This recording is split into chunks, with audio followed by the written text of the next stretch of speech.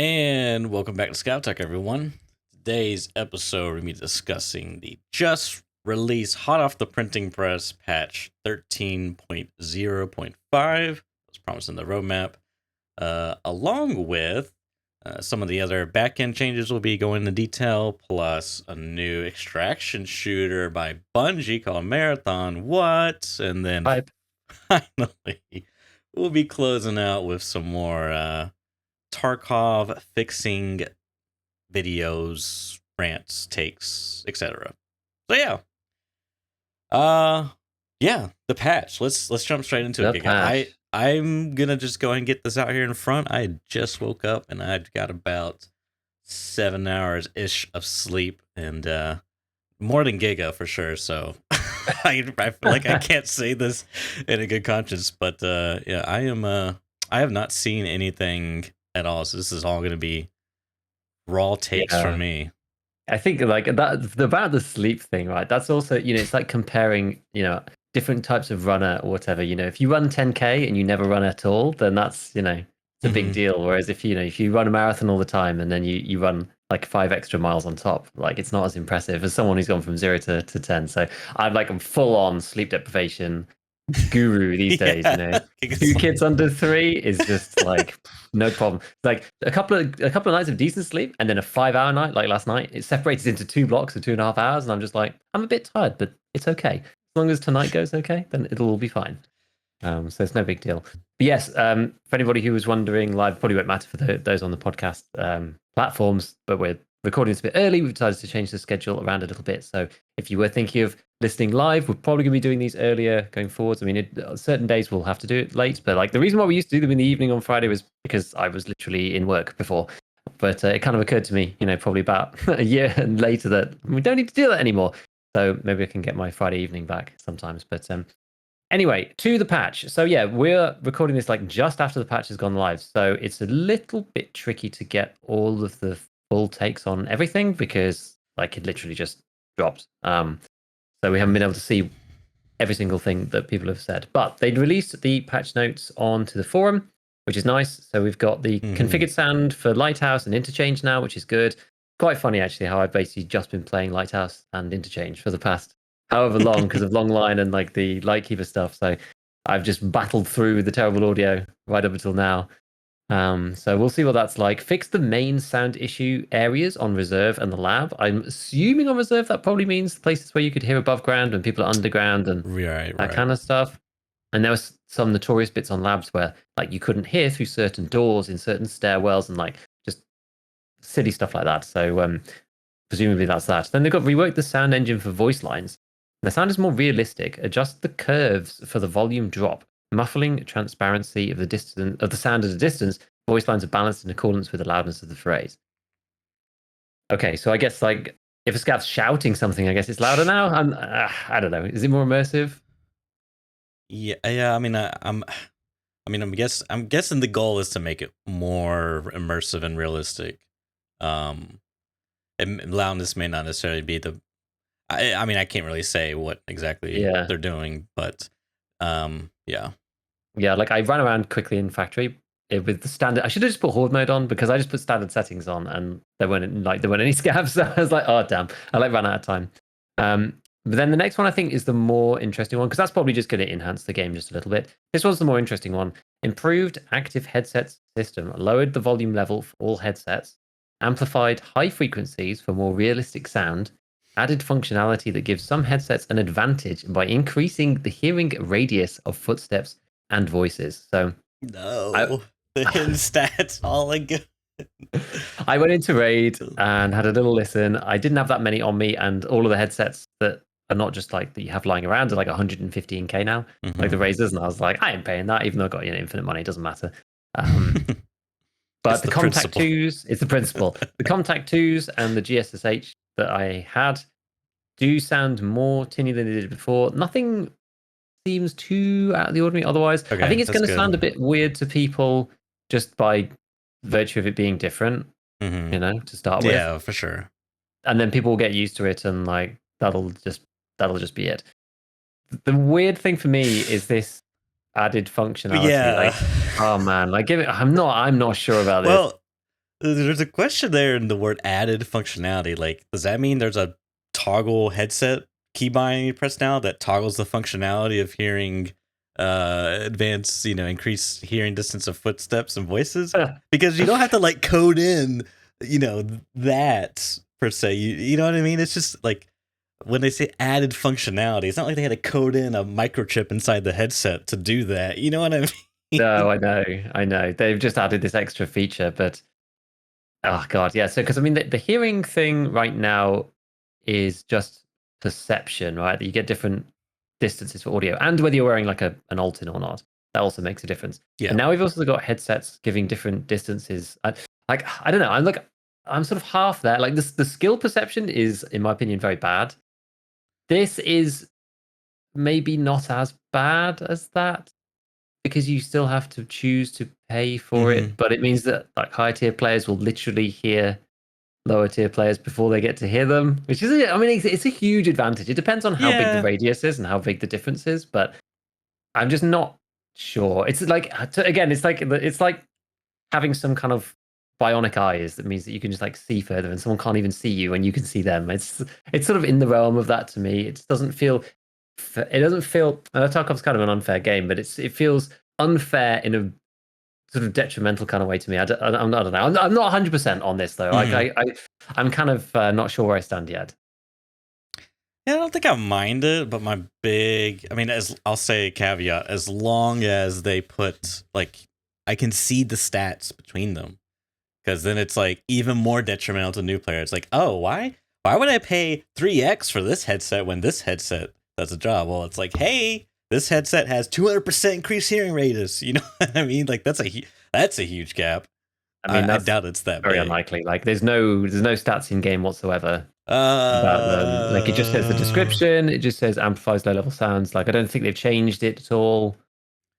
It just looks the same. Well, sorry, Timmy. Good luck. Go watch a video or go read a 100-page document on how sound works in Tarkov. Enjoy. Yes, this one's gonna have to do all the tests and that kind of thing. There was actually like a sound, like a headset test that somebody linked in my Discord today that I like literally hadn't ever seen before. It's got like tons of views as well. It was from like 5 months ago. I was surprised. Okay. Like not recent, right? Because no one's had a chance to do it yet. But yeah. But I was surprised, and there was like stuff about how like different, even the vertical audio can sound different between different headsets. And I was like, oh, it's kind of interesting. Like I did watch a bit of it today, and I was like, huh, never knew, because it was someone who did a different take on kind of the Veritas video, which was quite fun. But yeah, I don't know. It's just an odd one. I will have to see how that works out. But like another one of those features that gives the advantage to the guy who buys the better gear, which like is maybe okay, maybe not okay. I'm not sure yet. I don't really know. So I have to play with it a bit and see.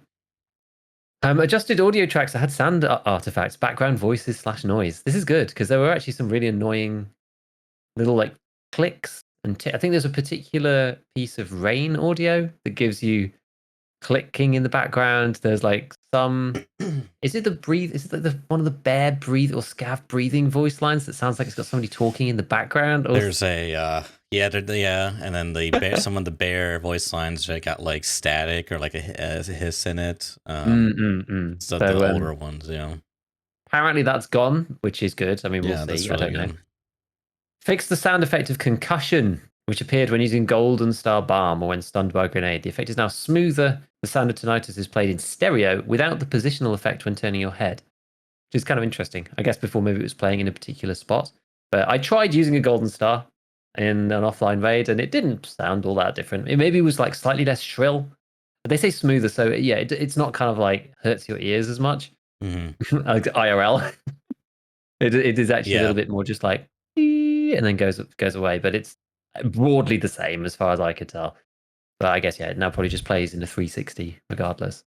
Yeah, I wonder why they specifically changed. I'm assuming they changed it from mono to stereo, but they just made the left and right channels the exact same. I wonder why they did that. If that was like something they had to do for Oculus or something. That's interesting. Yeah, I'm not sure. I'm honestly not sure. Balance sound volume for the M18 grenade to match other grenades as its type. Is that the smoke? Is that the green smoke? I think it might be M18. I can't even remember. I'll go and look. Go and check. Gonna have a look at Peacekeeper and see. I think it's the green smoke grenade. Yes, it is. It's the green smoke. Now, I've been wanting to use the green smokes for a little bit, but not actually tried to use them. So like I'm interested in doing it, but I haven't bothered yet, which is, I don't know, it's kind of on me. But that means I haven't really thrown many, so I don't know really what the difference is. But I do actually think there's like quite a few situations where these green smokes might actually be quite good now. Like trying to go and like loot a body if you're looting a duo or something. You know, there's these situations I always complain about. I feel like because the plume is pretty fast now, you can just like, you're obviously really obvious, but if you're in a fight with someone, you could just pop it down. Like even thinking about it, like fighting in chalets and stuff, it could be quite fun just to like smoke the whole chalet out and just really just like cause chaos. But people aren't used to, they're not used to playing against that, so it could be interesting. Anyway, that's a whole other topic. Let's carry on with these. So, oh, and then the others are just fixing issues. Fixing issues. Short-term muting of sound when sound source transitions between rooms. Opening a door where the sound source behind it could sound muffled. I've actually seen a clip of that one. It's really bad. Like people can just like run up and it sounds like they're muffled, even though they're just coming through the door and they're right ahead of you. Fix an issue where leaning against the wall would allow you to hit everything in the room behind the wall. Yeah. Never experienced that, but that's pretty fun. So those are all the audio ones, which is nice. I think that's pretty good. I'm interested to try Lighthouse and Interchange after this. As I said, it's actually quite unfortunate. I've literally just finished assessment, so I don't need to do any more player kills on Lighthouse. But it's been quite fun, so maybe we can go back. Interchange, I still need to finish Longline, so I will be going there, and that'll be interesting to see how that sounds, which is good. Because I guess playing those maps in the most busted state, it'll be more obvious when it feels better. Then we've got the notorious fixed visual bugs when using flashlights. It will remain to be seen whether this is actually fixed. The SJ are also notorious for saying this is fixed and then it doesn't get fixed. So we'll see. There's some of them that are really tough to fix. Things like flashlights no longer shine through walls or other obstacles. I think that's quite hard to fix. Like it depends on the geometry sometimes. It's like, you can have like cracks between like walls and floors and stuff that are like not visible to the human eye, or you can't get close enough to the wall to ever see it, but like the light can go down the side. I think like I've definitely seen that before and stuff. So it's a bit odd, but they've said that they fixed that, so I'm not sure. Disable flickering of disabled flashlights on weapons on your back. Fix the brightness and beam range of some flashlights. It doesn't say whether it's brighter, darker. Not sure. I don't really know. We will see. I mean, there was a few. There's been lots of comments about this in general on Twitter and whatever, and I agreed with a few other people saying that this was, the best worst bug in the game because everyone stopped using flashlights and it's been really nice. And I got killed the other day by a dude literally like outside on Lighthouse, I saw it was it. just right in the face. So it's just tough when you're outside. I just don't think it's balanced to have that bright outside. It's going to be interesting to see what they have done. Actually, I've just reminded myself of one little thing because of thinking about. Oh no, because that's specifically lighting. I got myself confused then because we were talking about interchange before. Like I was wondering about the pools of light around the in the basement where like the lights kind of like turn off at different distances. But that doesn't seem to be part of this. I don't think. This seems to just be flashlights themselves. Yeah, I don't know. Anyway. Bots can no longer instantly rotate whilst prone. Nice. That's good. Disabled. This is kind of fun. Disabled experience gained for killing and looting players in the same group.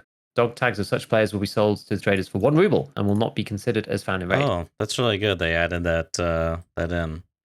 Finally. Yeah, I mean, it's been well, not needed, but it's just like something that seemed like obvious for a long time just to do. Yeah. And it does also show what is interesting about this is it does show that they are able to do that. Like we know that they have the ability because of like Shooter Born in Heaven and all that stuff, right? That you can cancel the progress of quests from players in your grouping. But for other systems, it shows that they're also able to bring different mechanics into that methodology to prevent, dog tags being sellable, whatever. I'm actually kind of interested to understand like exactly how they retag the tags to 1 ruble. Maybe it's just like a manual fix. If you load in, all those dog tags are just worth 1 because every player's carrying them, I guess. So it just like sets that as like a manual override to 1 or something. Yeah. Yeah. Well, I mean, I'm sure it like tags, you as a group. And so if you loot any of the group's dog tags, it like you said, it just like forces it to 1. Yeah, it's got to be something like that. Because you could still like Q snipe someone and avoid the system. But that's a lot. Like that's a lot of work. That's a lot of extra. That's the thing with stuff like this. If you at a certain point, if you add enough hoops, then it's not worth jumping through that many. So. Yeah, exactly. And if someone does, then it's just such a small minority of the player base that it just doesn't matter anymore. Yeah. Yeah. So this is good. This is kind of like, I mean, it's funny because that's sort of like the first part of now buff the player dog, the player dog tag sale values. This is like the first half of that. Yeah. Which is interesting. And actually, there was other people who were talking about this, but I think that's kind of cool. And then the fifth fix here or change is reduce the frequency of the bot voice lines and shouting during combat, which to me is just like a direct buff to scavs. How so? Because they give away their position when they're shouting. And so now they're shouting less, they're talking less, they're saying less things. So you may get jumped by them more often if they like change position or whatever, right? You have to like use a grenade to bait more cues if you don't know where they are or that kind of thing. So I don't know. Maybe it won't matter too much, but they reduce frequency in shouting. So instead of like Wanan Suka, they're like Wanan Suka. Bang, bang, bang, bang. Reduce frequency, it's now really low. It was in the normal human range of frequency, and now it's the half. It's half the frequency of bot voice lines. We need to do bad patch analysis skit where we just take words and everything out of context. Improperly. Oh dear me, that's funny. That is funny. But yes, no, I think this is fine. I think the only one out of all of these things that makes me question slightly is the range from the headsets thing. Other than that, I think everything else is pretty good. I would like them to go one step further and buff the dog tag prices, I think, because just why would you not do that? Like you may as well. Well, at the very least they got the foundation, and maybe they don't. Maybe they're trying to limit their issues, I guess. If they did buff it and then it caused some horrible unforeseen issue. Yeah. Perhaps they want to just wait and do that later. But at the very least, it gives them the foundation to justify. Because my understanding was in the past, before they nerfed dog tags as a whole, people were going to factory, killing each other, and taking out dog tags. It was like how you made 13 million rubles in an hour, or something ridiculous. I mean, it's probably an exaggeration, but yeah. So they've just like, hey, we'll just nerf dog tags, problem solved, and maybe that was just a band-aid, but now we got the actual solution, right? Much more comprehensive solution. Exactly. So. And I was thinking about this a little bit for some of the mechanics that we talked about last week. Mm-hmm. And when you're thinking about Q sniping, like my conclusion from that was that because we're now on aggregated servers, that you can't pick the server even. So it's so hard to Q snipe. That's you can get into any old server, right? Like I'm just on like EU West, so I could be in like London, I could be in France, Spain, like wherever. Very true. So it's now much harder to Q snipe. Like it's just not. That's the thing. It just makes it not worthwhile for people to bother trying. Like there's easier ways. This is the thing. It's like the cheese strategies end up being like they're the ones that are the lowest common denominator of effort. To money. Whereas like when it becomes a pain, you're just like, I may as well just like scav run through factory instead. Like it's so much easier. Right. What's the next lowest? Yeah, exactly. What's the next worst? Exactly. So that was what came out from BSG themselves. Now, obviously, we have the traditional hidden changes of 13.0.5 for Mr. Logical Solutions. So there's 2 tweets that he's put out. There may be more. I haven't actually rechecked over the last sort of 10 minutes, but all of this stuff is super fresh. So the first one is arena guard voices have been added to the game, which is really, really random. Yeah. This is incredibly random. So you've got, it says like customization voice, arena guard 1, side savage, which is scav. Mm-hmm. Arena guard 2, I don't know what is not random means. And then there's actually a website that Logical has posted up, which is basically a list of audio file, like .wav files. Oh yeah, look at that. And it's on arena-audio.t-cs.co. And you go there and you've got arena guard 1 fight, fight 2, fight 3, fight 4, all the way up to 10. Guard 1 hit, guard 1 mutter, guard 1 on being hurt, guard 1 on death, on enemy grenade, all this stuff. So, I mean, this is kind of odd, right? And there's guard 2 as well with all the same stuff. Lost visual, weapon reload. Why is this in the base EFT? Like, is Arena going to be physically in the game or something? I don't. It's just odd that it's here in the actual main base branch. Like, maybe they've just incorporated it because why not? But it's strange that the Arena assets has just suddenly turned up in the base EFT game, unless they're going to be used in some way. Unless you're going to be able to find the Arena or fight the. Looks like you'll be able to fight the Arena guards. It's in some capacity, maybe. I don't know. Like, yeah, maybe they just incorporated it in, but. Yeah, strange. I mean, it could be. I mean, I think I'm reaching for straws, but it could be maybe when they use some base EFT version to start working on Arena, and through the confusion of poor management, this one small section got copy pasted over. I mean, I don't know. I think I'm and maybe they just needed to update the base game exactly so that the Arena guys can carry on doing whatever it is they're doing on their side. Like maybe they are just using the same core copy for the time being. That would actually also be sensible too, because that would mean that they would include any updates that are coming. Like if they change inertia, if they change whatever system, then both sides aren't going to suddenly like branch off and all start feeling different. Can you imagine you ended up with like the changes to inertia the other day? They're in the base game, but they're no longer in the other one, and you have like these weird like mismatches that just aren't the same. It would kind of make sense if they were using the same core for both. So, but I think this is the first time that we've ever seen anything from Arena actually kind of enter in. I guess mostly it would just be like levels and stuff. So maybe that doesn't need to be copied in. I'm not sure. But yeah, it's interesting. It's probably just an artifact of the development process. I agree. Then there's also the second part to this, which is we have added all of the headset changes to Tarkov-changes, which is Logical's website. I've been having a look through the headset changes on exactly the parameters of what they did. And I'm not a huge audio expert, I will say, especially not on the technical side. And it doesn't make a great deal of sense to me. I think it's one of those ones where you're just going to have to go into the game and just play it and see how it feels. But each headset now has a roll-off multiplier, a high frequencies gain, which is two new statistics. Where's the roll-off multiplier? What line is that? There's the very first one. Heltor Contact 2 headset roll-off multiplier +1. Where are you looking? I might be looking. I'm looking on tarkovchanges.com on the actual website. Okay. Yeah, I'm not looking at the Twitter. I went to the actual site to like see them all. So each one's now got this high frequencies gain and this roll-off multiplier thing. So something like the Contact 2 has a roll-off multiplier of 1. The Fast RAC has a roll-off multiplier of 1.3. So let's have a look at the GSSH. Actually, does it even have it?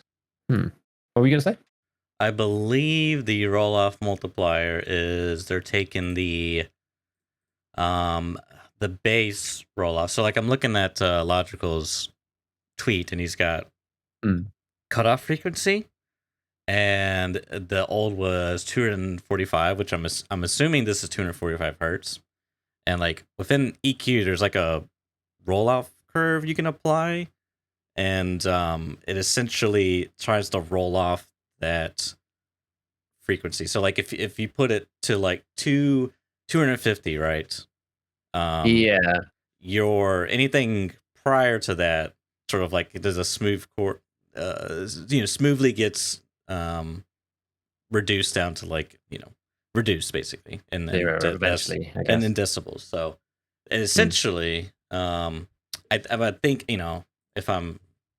I think what they did is they just added multipliers to change instead of just manually changing it, they added multipliers for maybe to make it easier to balance in the future. I don't know. Yeah, I don't know. Like each one's now got a resonance. Actually, the sort of resonance was changed. So resonance existed before. Okay, so roll-off multiplier and high frequencies gain are new. And then resonance, compressor gain, and cutoff frequency are old and have been adjusted. Yeah, I'm assuming high frequency gain is a similar idea, except instead of rolling off, it increases past that. Yeah, I don't really know. It does seem like the cutoff frequency for all of them has been increased quite considerably, and the effect for that, I mean, that's probably the one that's in hertz, and the effect for that, well, I'm not sure actually. In some fashion, yes. Maybe not absolute hertz, but in some fashion. And there might be like a reference number that it sort of uses around that. But anyway, when you go in game, like everything just sounds more tinny. So it kind of makes more sense that we're now letting in more high frequency sounds through the headsets in some way. Like because the headsets really are just like my understanding of it at least is that you've got two channels in EFT. You've got ambient and you've got like player sounds basically, and the headsets compress they not compress, but they decrease the sound of the ambient, and they either boost or leave it the same, I guess. But like relatively speaking, they boost the player sounds versus the ambient sounds. And then outside of that, they're just an EQ.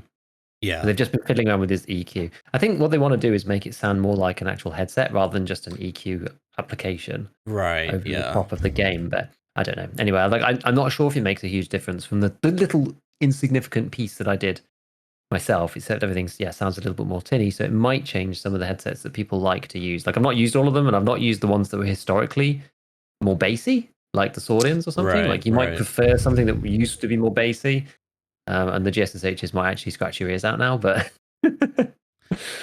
I don't know. It's hard to pass this information in any sensible way. I'm gonna look up resonance real quick because I don't know what that the quality and sound of beeping, deep, full, reverberating. Let me look see if I can. Oh boy, so there's a lot of graphs, a lot of math state equations. Yeah. I wonder. It's not complicated. Maybe it has to do with reverberation, which kind of makes sense when you think about the word resonance. Interesting. I mean, maybe. Sound as a whole in Tarkov. I don't even remember where I was, seeing this. Maybe I think it might have been like Pestyly's video, but Tarkov's going for a very more realistic, immersive, hyper immersive approach, and they want to. It sounds like what they want to do is have it to where, in like traditional FPS games, it typically like the sound source that you're hearing from the direction is like that's where it's coming from. Like you hear, like in Valorant, for example, you just kind of like hear people through walls, right? Yeah. It's just like that's just how the game functions at the core. But trying to mimic sound in real life, like you wouldn't, like it would be muffled, but like if the door was like, if you were near the door, you could like the sound would travel in the door, and if the door was like position right, it would like bounce off and reverberate throughout the room. Like they're trying to mimic all that stuff, which is like being trained to play FPS in the where you just hear sound through walls naturally, versus like the example. I think it had to have been Pestily, but I think the example he gave was, like interchange. You just the sound's not coming from the underground; it's like coming from the escalators. Which is like, I think it was his video. Yeah, it sounds really cool, and if they can if they can make it work, then that'd be really cool. Like I could imagine as long as you make the sound distorted enough, to where like it's distinguishable. Like, hey, this isn't coming from my floor. Plus, it's coming in that direction. I know the escalators are over there. It can inform you a lot, and I think it could be really cool. So, yeah, I think they got a lot of problems to solve, and it's going to be a task, but I'm excited to see what it looks like in the future. I think that's the thing. This kind of audio model is just hard to do.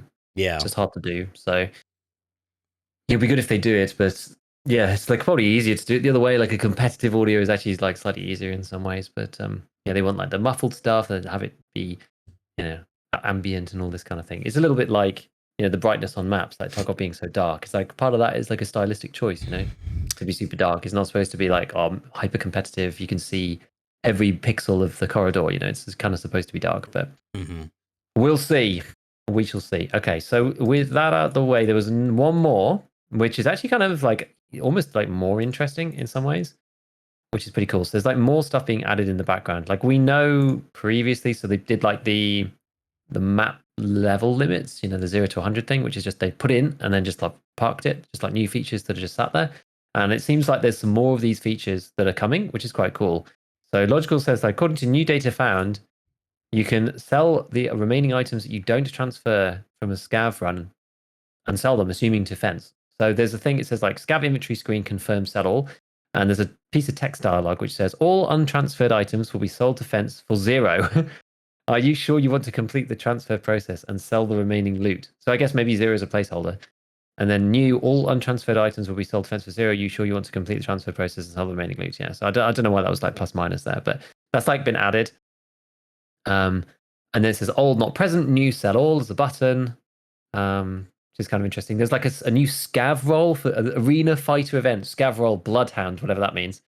And then what else? Toggle headlight, switch headlight, new switch helmet tactical device modes. There might be a button for that, like a hotkey, so you can turn your head flashlight on or off. Same thing with the tactical device. And then there was another UI setting that's been added in the background, which is item quick use, double click, item quick use, which we know that they said they were going to add. So you could, in your inventory, you could just open it up and double click an item to quick use it rather than it just opening the info screen, which I know some people have been asking for. Because like it's kind of annoying right now to you either like right click use or you double click on it and then press use in the menu. It's just kind of takes one step out of that.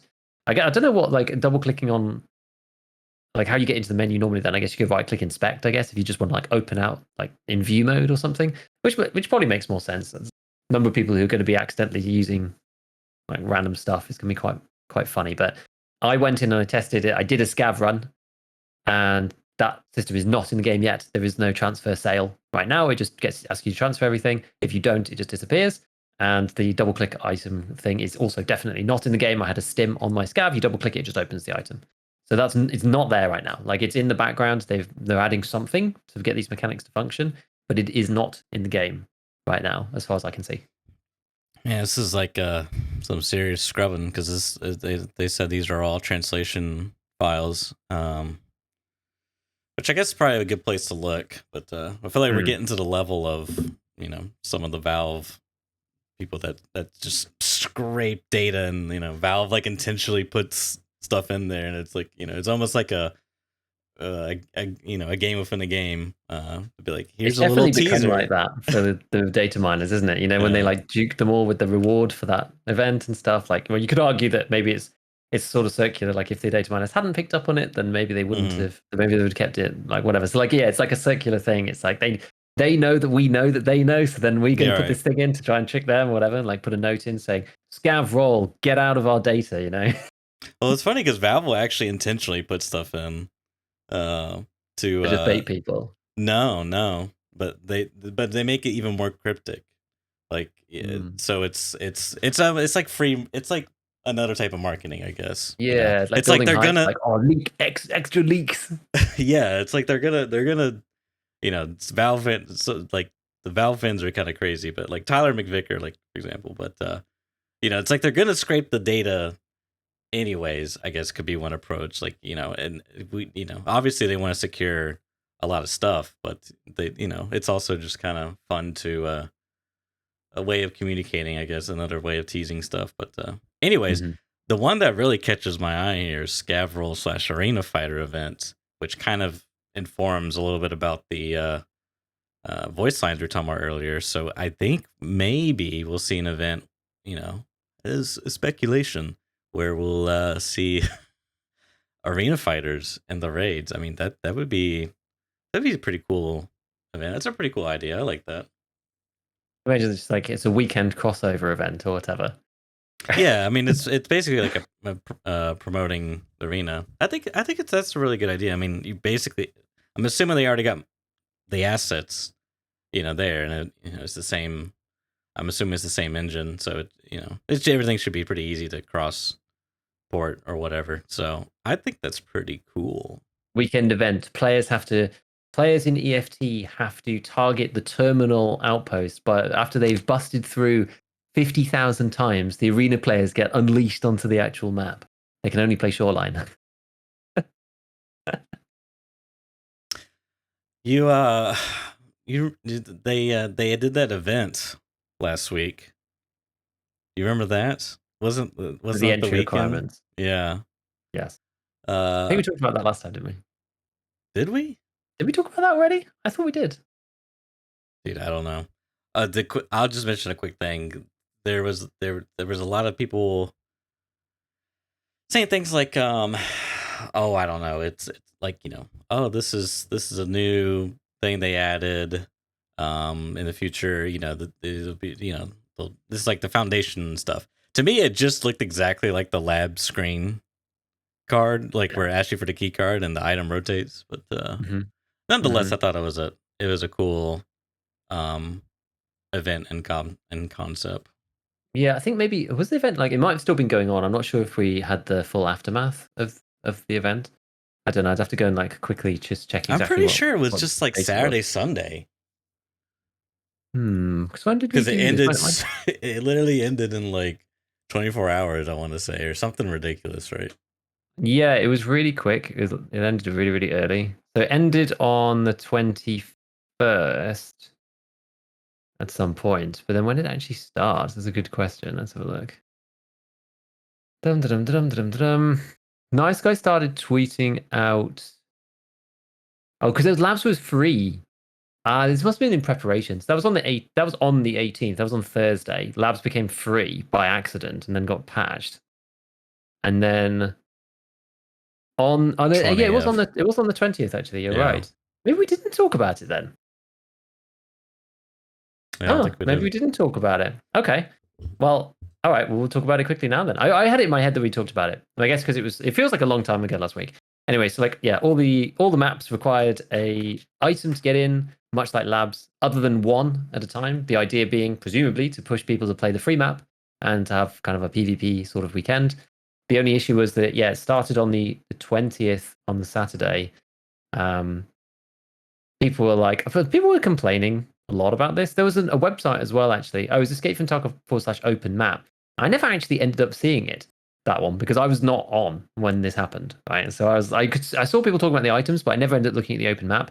Once you got to there's like 100,000 or 150,000 kills or whatever, then the map rotated, and then other random items were then required to get into other maps, and a different map would be free. And those items obviously spiked to like some high amount, like 150k on the market, because some people still just wanted to go to those maps. And I guess they'd probably be quite quiet. Probably was worth buying them if you wanted to do a loot run.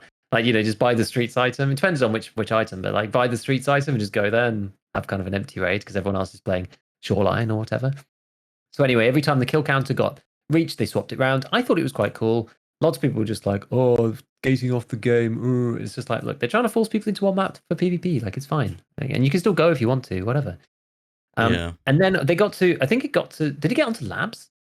As I said, I wasn't following it hugely closely. I think it went through all the maps.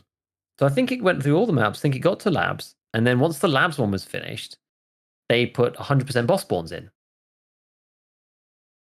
Now, I'm not sure if there was an actual kills requirement for the bosses, but basically they did that for like 4 hours and then turned it off. So the biggest gripe about that was just like not that many people actually got to play it, Like the limited items and the limited access to maps, I was kind of so about. 100% bosses, maybe it would have been worth jumping on for, because that's kind of fun, You will know that Factory's going to have Tagilla on it. You know that Lighthouse is going to have the goons. Then maybe that's worth jumping in for, especially if you've got some of the bosses' quests to do and stuff. It's like a fun thing. Like, they're going to be there, so the action's always going to be high. But yeah, they did it for such a short time. Very few people actually got to participate. And even Nice Guy actually in his video said, like, yeah, I don't think this is right. I don't think this is a good idea. And so, he normally never voices against BSG, but he did in this particular instance because, I agree with him. A lot of other people did that. It was just too short. Like, why have it so short? Have an event and have it so short so that only a fraction of the people who are actually on could give it a go. But, yeah, looking here, scrubbing back through Logical's tweets and whatnot. He had a tweet where he, showed the message from Fence. This message was delivered to all players as soon as Labs counter hit 100k out of 100k. He believed the event server, waiting for one confirmation from data miners to see if any boss has been reverted. And then he commented later on that tweet saying, confirmed all bosses have been reverted. So yeah, I guess, I don't know the time in between that, but I'm guessing they, that was the plan was, to, once they got on Labs, 100% boss spawn rate. And then, once the event's over, I mean, I get it that people didn't get to participate. I mean, I can only wonder that, BSG maybe underestimated the community, and as far as like how fast they would progress through these things, or maybe they wanted it to be short for some reason or another. I mean, it's hard to say, but yeah, I mean, I'm sure there'll be more events.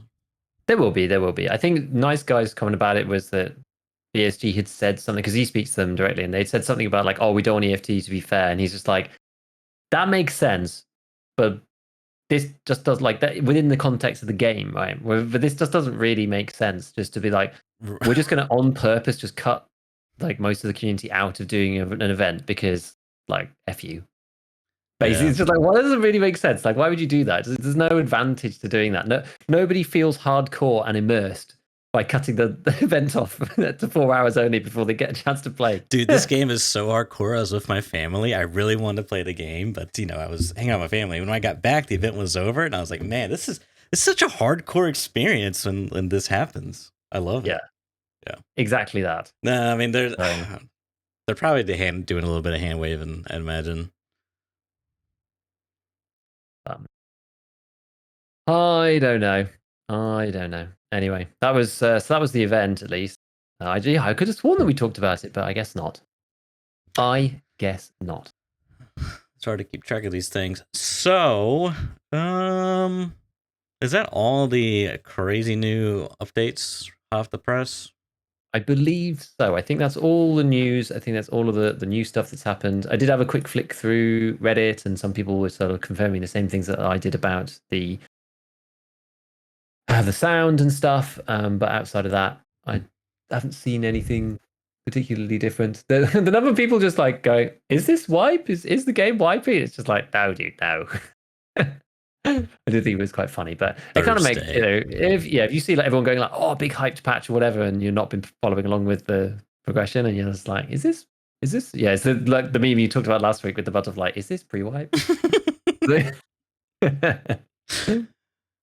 Yeah, I think the most interesting thing, the headsets are pretty interesting. I mean, we'll have to see. I'm probably not going to play till next wipe, I'd imagine, but that will be an experience with all the accumulative changes. So the headsets are pretty interesting, and the mention about transferring items when you do a scav to fence to sell. I'm assuming, if me reading this and trying to reverse engineer what this could mean, it sounds like you finish your scav raid and then it you get to sell from fence right there if you wanted to, perhaps. It's interesting. I mean, I've kind of like theory crafted, a way to like rework scav, I would say. It probably is a nerf overall, but nonetheless, some idea where like you can only sell, like you have two options. You can like give to your PMC, or you can sell to fence to like get instead of you getting rubles, you would like increase your scav karma that way. Right. And just kind of keeping the same scav karma system where it's like a linear progression. Good, more equals good, less bad equals bad. But yeah, that's interesting. If they're planning on changing it in some way. Yes, we will see. It's a direct buff to running factory run-throughs, though, for sure. Just like sprint straight through. Would you like to sell everything to the fence? Yes, and move on with my day. Yeah. Excellent. Wasn't going to do that run before. I can't be bothered to sell everything on the fleet. I'm just going to like run through and all to fence. Great. Every time the timer's up, spend more time loading into the game than you do. I'm just waiting for the timer to go off and like just writing scripts. Go. Free money all day. No problem. I guess you can do that right now. You can just transfer everything and sell it, but it takes longer. Yeah, but this is definitely speeds that up for sure.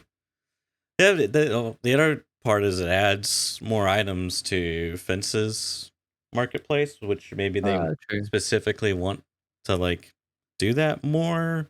Maybe they want to force that in the future. I don't know, but and maybe good stuff like labs cards and things, because it could be. Yeah, it's interesting.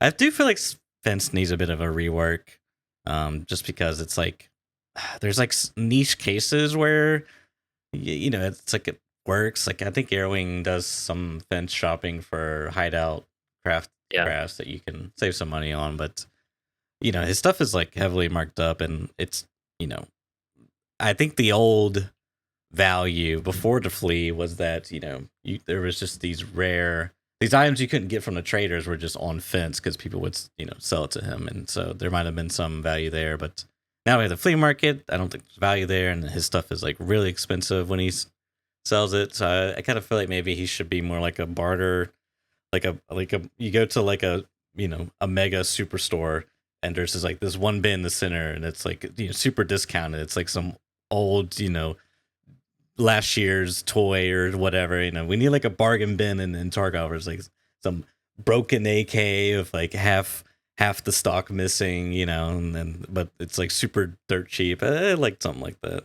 Yeah, rather than like the broken AK on fence, but then it's 70k rubles for no reason. That's how it is right now. Yeah, exactly. So I think they need to rework some of that stuff.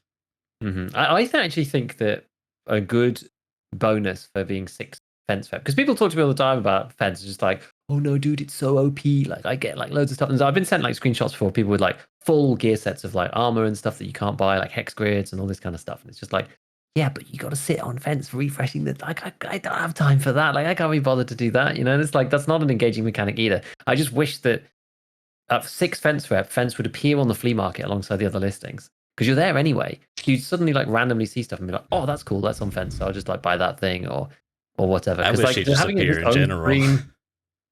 What do you mean? Like I'd rather just be like level 0. You get that. Like everyone gets that ability. Oh yeah. Oh, I see what you mean. Yeah. And I guess actually then it would be okay, because then you'd unlock the good stuff, which you'd also see if he was like 6. Mm-hmm. You got 6 scav rep up to fence max.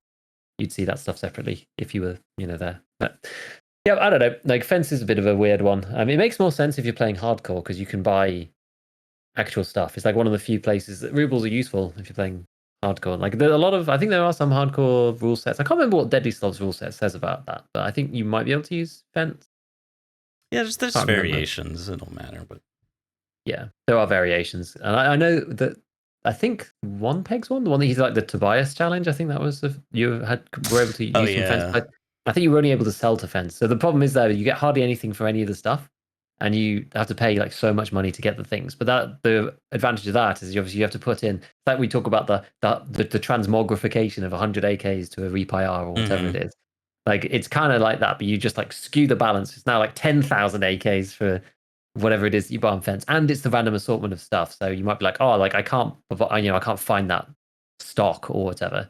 Or like I was looking earlier just because for something else I was doing, and there's AKs in there with like butt pads on, like AK butt pads. It's like, well, you have to do mechanic gunsmith tasks to get access to that normally. Like the butt pad's hidden quite far down the progression. I think it's like number 6 or something. So if you knew, you might be like, well, I might buy that AK with the butt pad on it so I can like sell the AK like mechanic and then keep the butt pad and then use it on my build, whatever. Like the stuff like that's interesting.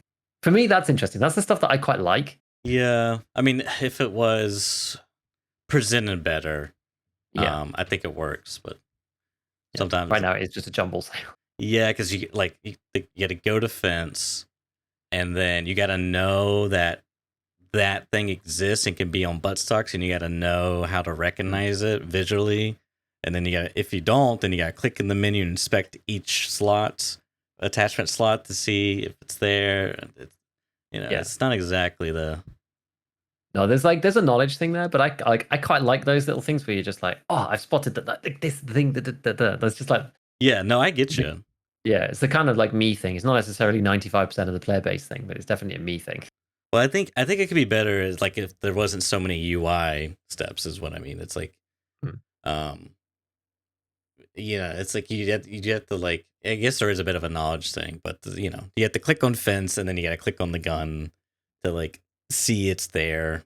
I mean, I guess you might be able to notice it from the fact that there's like a rubber butt pad on the stock, but you'd have to like have. So it's like a little bit of knowledge and like user interface thing. Anyways, I'm rambling at this point. Yes. So I think should we take a quick detour away from Tarkov for a second, because there's a new rumble out on the socials, and you know more about this than me. We talked about this very quickly beforehand. There's a new game. Is it Bungie? We're making this new thing. They've Yep. announced something. To be honest, Bungie. like, do we even know that it's definitely an extraction shooter? This is Marathon. Yes. This is Marathon, the game. Like, do we know it's an extraction shooter, or could it just be a battle royale? I don't really know. I've incidentally seen people talking about it, but I haven't watched anything on it. You should watch when you get some free time. Watch Marathon Vidoc video documentary. I think it might be on their website. Okay. I'm not sure, but I found it. I found it on YouTube because I was like, I heard about it and I was looking for it and whatever. But they got like like a little. It's basically promotion, but some of the Bungie devs are talking about the game and you know I mean, well, let me start the beginning. So they pushed out a like a trailer, promotional trailer of sorts. It's all cinematics, and I really like the art style of it. But I saw people were like talking about extraction shooter and whatnot, and so I was kind of interested. I mean, Bungie. I mean, I haven't really played. I think the last Bungie game I played was probably like Halo 3, and I mean that it feels like a I mean, I don't know if it's exactly a decade ago, but it's quite some time ago. And I mean, since then, I think the Halo they kind of stopped with the Halo franchise, and then the 343 studio started making continuing the Halo franchise or whatever. But then Bungie went off and did Destiny, and that's been really successful for them. It looks like. I mean, they made Destiny 2 as well. Um, and now they're got this project in the works, which apparently Marathon is a previous Bungie game from the old team, the I'm early just days. looking through the Wikipedia page because I was like trying to remember what games they've actually made, and it's like, yeah, Destiny, Halo. But if you look further back, 1994, Marathon, Yeah. and Marathon 2 in 1995, and Marathon Infinity in 1996. Would you look at Yeah. that? That's kind of interesting. So, guess what? Is this like I mean, it's super old. The first Marathon looks like, there's a screenshot. It looks like original Doom.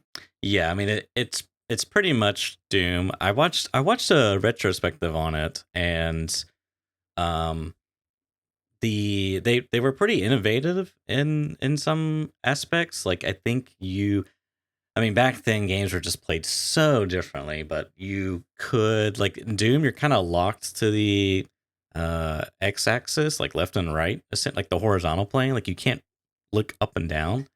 But in Marathon, you could. Of course, I think back then it was all keyboard, and I want to say this was a Mac game exclusively as well. You had to like use keyboard to like not only move but also like turn your character and whatnot.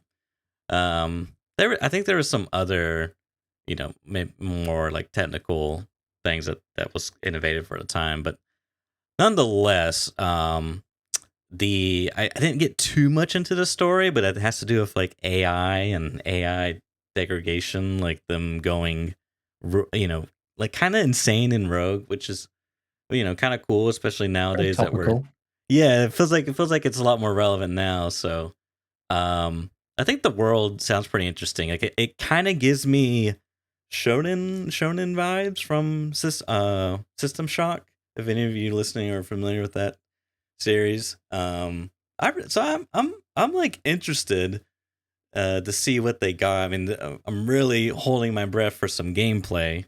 Don't want to get too invested right now, but I really dig the art style as well. Like it's familiar but different, like beautiful or like but also like abstract as well. Like it's very bold, bright colors. I really like it because it's not really cyberpunk.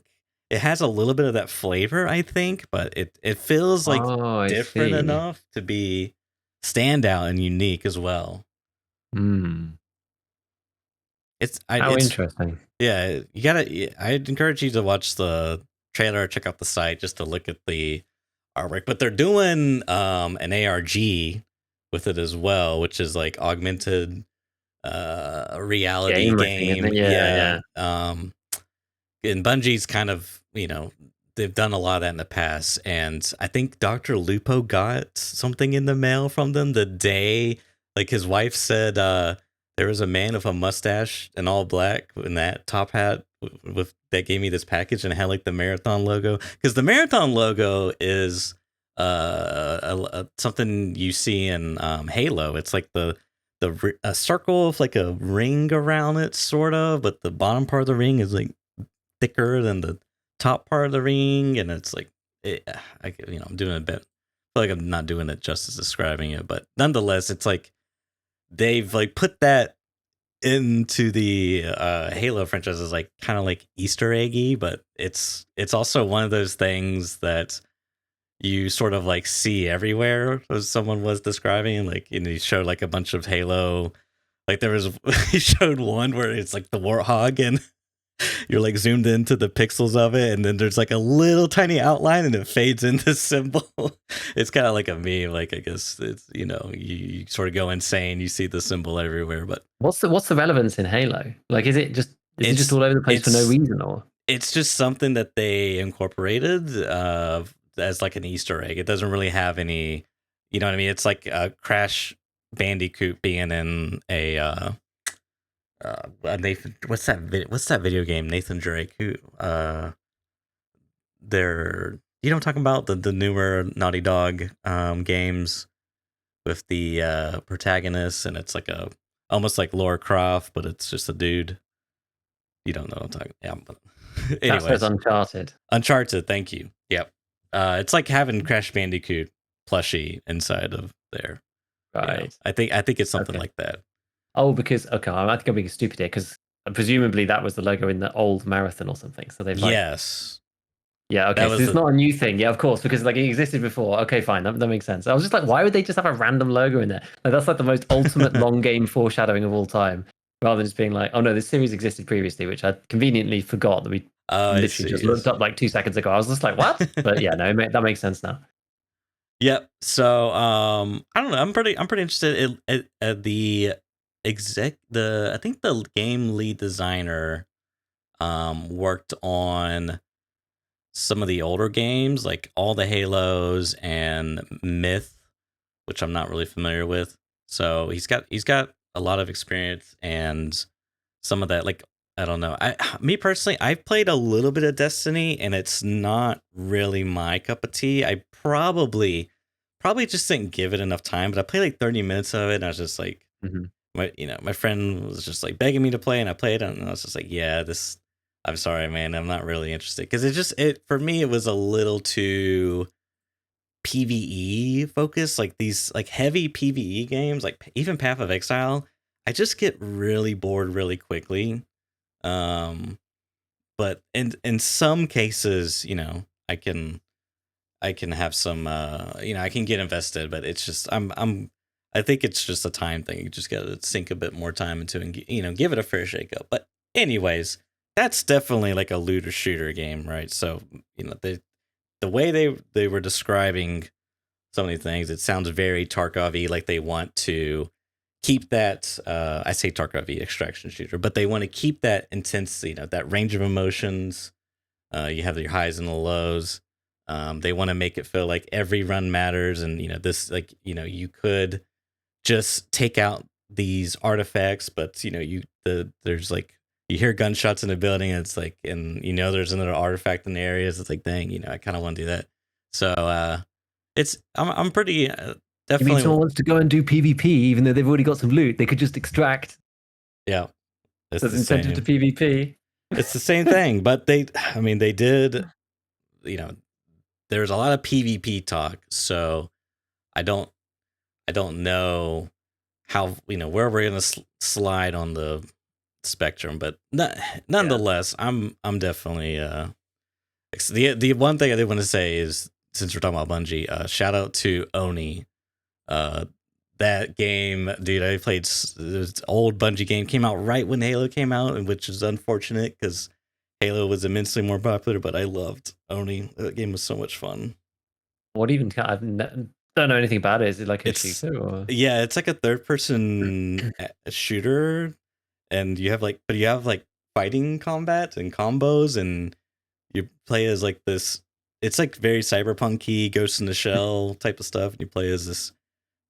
I don't know if she's cyborg or just a chick or genetically modified, whatever. But yeah, it's just a really fun, cool game, and it's got a very cool atmosphere. And Nice.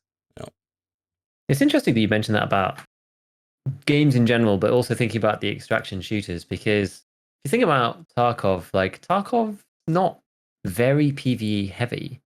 Like it's like it can there be is PvE and it right. can be, but it isn't really, right. The E bit is not like the scavs. Once you know how to deal with them, they're not that bad. Like the biggest E sections are bosses and maybe like rogues and like raiders on labs or whatever. But like this, there's probably a lot more PvP in Tarkov, and I wonder whether this has got something to do with these other battle royale, or not battle royales, but extraction shooters, like having, I don't know, just a different feel to them or something. Like the cycle, like I just couldn't put my finger on why it wasn't as exciting. But again, in that game, it's just like that's very PvE heavy to try and get the progression, to get the materials, to go and get the next set of gear and blah blah blah. And it's kind of the same in DMZ, right? It's just like you've got the big heavy boys who like, you know, they're guarding the big loot and all of that stuff. Like Yeah, I mean, it's an interesting one. DMZ was like heavy PvE, but I still had fun playing DMZ. Honestly, it just the the funny part is like the for me it was like the looting slash survival elements, like because you left with like cash. I mean, you could leave with like an extra gun on your backpack and one in your secondary that you got, but like you could only store so many guns unless you bought the upgraded version. I mean, it really wasn't about that. It was more about you did your quests, you got a bunch of cash and EXP, and you leveled up your account. Which And funny you got enough, skins.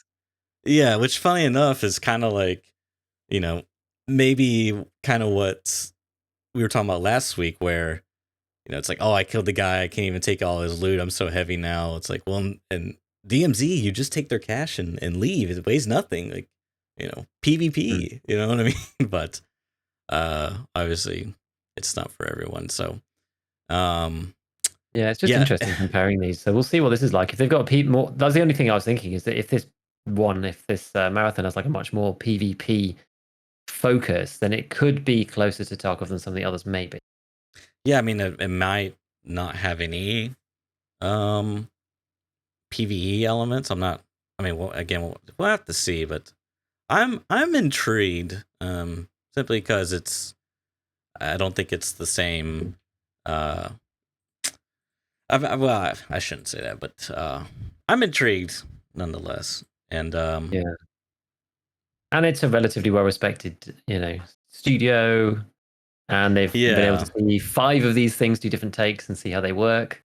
I feel like maybe they could go for something more niche. Like there was a couple of posts on Twitter, and I was musing about this again this week, just being that.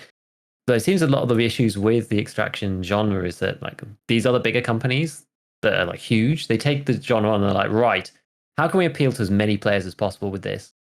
And it's like that ends up just diluting the whole thing, so that it ends up not really appealing to anyone. It seems. Yeah, I mean I think like with survival games like Rust or DayZ, I think the big turnoff is you could spend hours, like whatever, 40 hours of progression, and then it just all gets deleted, right? And I think for a lot of people that's a big turnoff. Whereas extraction shooter kind of solves a lot of that in a way. But it's still it's kind of a middle ground, and like you said, I don't know that I feel like DMZ, like, yeah, it's an extraction shooter, but it's just like it's really like PvE in parentheses plus PvP. It's just like it's so heavy on that PvE side. Yeah, if they'd lent a bit more into the PvP angle, and like it was I don't know, maybe if it was even faster, I'm not sure like whether that would have been good or not for them. I don't know. It's difficult to get the balance right on these things. It's really, really tough. I mean, I enjoyed DMZ for sure, but Yeah, again, it's like as a solo, it was like next to impossible, and because there's just so much AI, and it's just tough. I don't know. We'll see.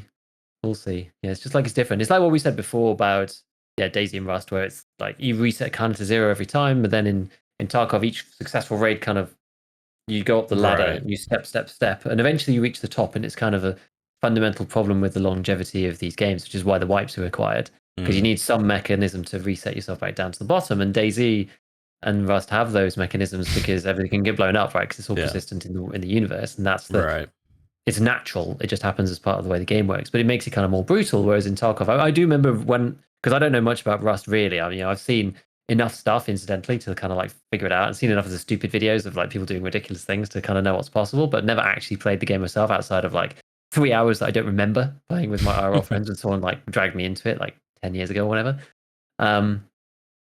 But yeah, it's just interesting because when I saw a thread of people comparing the two, people were just like, Tarkov's fun and doesn't demand as much of your time as Rust. Like, you don't have to be on 24/7. Like, you basically have to play Rust as a job. And like, people complain about Tarkov having to play it as a job, right? To do the grind or whatever.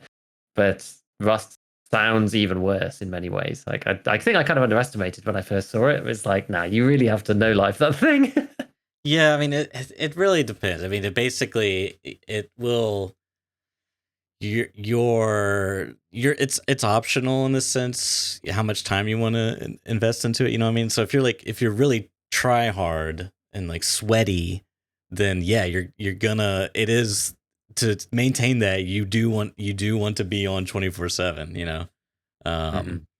But that's where like I think the casual, like, yeah, you can play casually, but I think you have to get on like probably on vanilla at least once a day just to like maintain your base. You gotta have enough like resources inside your base that way it won't decay. Right. I don't know what the number is, but nonetheless, I think like that's what turned off the casual. It's like, oh, I built a base and then I log on tomorrow and like someone flame raided my wooden base and I lost everything. Well, why?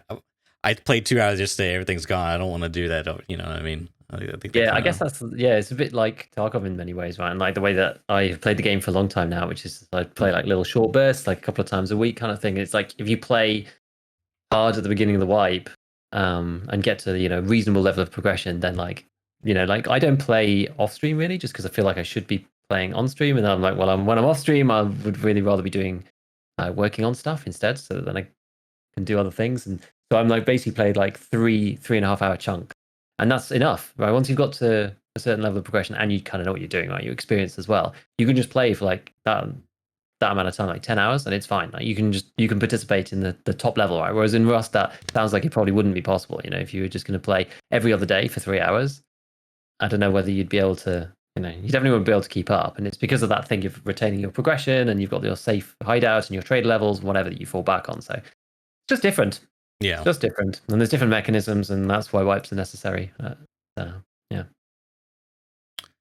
Yeah, the one final thing I'll say is I think the cycle almost copied some of the Tarkov ideas a bit too close to the T, but it's like diluted, making it maybe diluted. Yeah, making it less simplified, and I don't really know if it appeals to that many people because I don't know. It's hard to say, but I'm hoping that Marathon will be more of a standout game, not a half measure.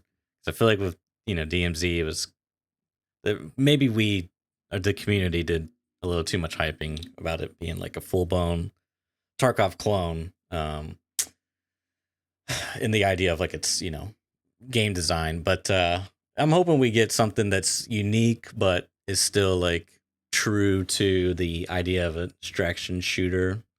Keeping that, for me, that's what it's all about. Is like when I go in, I have some type of objective, and like I'm constantly like juggling. Oh, I need to get like I need this other thing too, but like I'm scared because I don't want to lose this thing I already got. Like that's what it's. I want that range of intensity. That's what keeps it interesting for me. So as long as that's there, then I think I'm good. We'll just have to see about some of the other details. Yeah, exactly. We will see. Like now that you've kind of you're finished with the cycle, right? You haven't picked that up again for a little Pretty bit. well much, yeah. Yeah, because like now that there's no wipes on that game, like that game suffers from the same problem as Tarkov, right? And Yeah, I know I you don't said they know. changed some of the systems, but like, is it just? I've seen some things popping up on Reddit. I don't know why they've been. I guess it's because of the boards that I visit occasionally on there. But I'm not on Reddit very much. But I've seen things popping up on the cycle board. People being like, the dev space have just disappeared. Like there's now no updates. Like the player base is disappearing. Like, is this it? Is the game? Like, is this it? They've said like no more wipes and that. Like that's that. Seems a bit odd. Yeah, I mean, my guess is they're gonna do events constantly to fill that gap, but I don't know. The game's all right. It's just not that all that compelling to me personally. You know, whether that's like just a combination of things, I guess. You know. Interesting. Interesting. Okay, jumping back to some Tarkov stuff. We got tons and tons of Tarkov's dead. Fix it now with this YouTube video. Check it out. Smash the bell. Hit the button. No. Pestily came out with a video. And yeah, you got some of the notes here. I'll let you take it away here. Sure, yeah. So I watched his video. He did something about changes to Tarkov. It's a mixture of stuff that he'd already asked for that had been put in, and things that he had asked for that had been said no to, as well as other outstanding things that he thought would be good that I don't think had been decided either which way. So it was kind of a mixed bag of stuff, which was kind of fun. But I wrote down just kind of like each line because he kind of just split them up into each sort of suggestion. And we'll just start from the beginning and just go through and just like discuss each one, I think, because it's interesting to hear Pesty's perspective, because like they listened to him more than anybody else, obviously, and they did actually implement quite a bunch of the stuff that he asked for, because it's just like, and they're like one line things that don't really affect anything else, which is much more palatable than like trying to change the whole structure of, you know, the universe around DFT. So the first one was the labs cards on the flea, which he suggested, and also the loot buff on labs. Now I don't know whether labs got a loot buff, but that's what he suggested. Right. The labs cards did go back on the flea to allow labs mains to just go and play there the whole time. I do remember seeing a tweet out, I think it was Trey, who posted just being like, oh, everybody's so scared to play labs, oh, you know, because the labs cards came back on the flea. They went like well below the therapist price. So therapist is like 180k, something like that. And they were down at like 160, 150, something like that. But now when you look, they're about 220,000 rubles, which makes complete sense, right? Because basically people didn't want to sell labs cards. Like nobody wanted to sell labs cards to therapist for 60,000 rubles or whatever the price was. I think we looked it up last time and I've already forgotten. Whatever the low price is, right? Everyone's thinking, well, for 60k, like maybe I'll go eventually. Well, I'll just hold on to it. Then the ability to sell them's come through. Everyone's got this huge glut of stored up labs cards who's not necessarily going to go to the map. And they're like, well, for 150k, like then I'll definitely sell it. So all of these things have appeared on the flea and driven the price down. It's a little bit like when they release a prize for the event, you know, some gift for whatever event, and everybody gets the same thing, and the price gets driven down for a day or two because everyone's trying to sell it and there's not enough buyers. Some people end up, you know, getting involved, and they pick up a lot of stuff real cheap, and then it goes back. And so now we're into sort of the equilibrium mode of labs cards, which are back to 220,000 or something like that. Now that all of that glut of supply has disappeared, and then the price has kind of recovered to where, you know, people are finding them now on bosses or on scavs, and now they're going onto the flea. So I just thought it was like a really interesting, like just market thing. It's just like it always happens that way. It's like we had there was a demand for it, and we had the supply, but there was market restrictions enforced, you know. Yeah. And then all of a sudden those restrictions got lifted and the market just got flooded with all these cards. I mean, it is pretty interesting. So that was that. He said, yeah, so that already happened, which I think like it's fine. As I said, it's just like an unrelated change. You know, it just allows people to go to labs more often if they want to, rather than having to either pay through the nose for the barter or to just like stock up with therapist, which is an uninteresting mechanic, just having to sit there and just buy 2 cards every time. It's just annoying. The second one was the marked room, like another locked rooms buff, which seems to have happened in the marked room. I know that last time we said that Airwing hadn't seen anything. Like I'm not a big marked room guy. I don't even have a key for it. The key's gone through the roof because everyone wanted to check it out. So I think they're really expensive. And like, yeah, I don't have one. But I saw there was Velian did a bunch of stuff, and there was like 4 guns each time inside the marked room. It does seem to have happened. And Pestily said, oh, it's, you know, definitely been buffed in there. I don't know if Kibber and Ultramed have been buffed as well, but does seem to be some better loot within these locked rooms, which I think is definitely necessary. Again, like people always complain, they go, oh, but you know, cheaters now, and oh, but yeah, RMT and all of this stuff. But at some point you have to accept that yeah, you got to do other measures for that rather than in-game things, because Mm-hmm. it just makes half of the game's mechanics pointless, right? Yeah. You can take it too far. Then there was the point 3 was interesting because he said that he posed this question kind of on behalf of everybody who was asking, which was open the flea market to all items and find and raid only for quests, which was a hard no from BSG. Which I thought to myself, like, well, obviously, when he said that, because it's just like, yeah, opening the fleet to all items causes like a million problems, right? So that you can't just say like quests only, open the fleet to all items. Like it doesn't. That's not how this works. It needs to be a bit more nuanced than that. RE my video, or at least something along those lines, right? You need to think a bit more broadly, right? You can't just be like open it all out. It's we've been there before and it doesn't make sense. So I'm not surprised they said no to that one in particular. But I mean, I know a lot of people are asking about it. Like, it's actually very interesting because I've responded to a lot of people on my video, and there's been lots of various different comments and suggestions about lots of different things, which has been fascinating. And what's kind of almost most interesting is that, generally speaking, there's sort of two types of players responding. People being like, why do we need to incentivize PvP? You know, I don't necessarily want to get into PvP. I'm like looting and questing and the game's fine.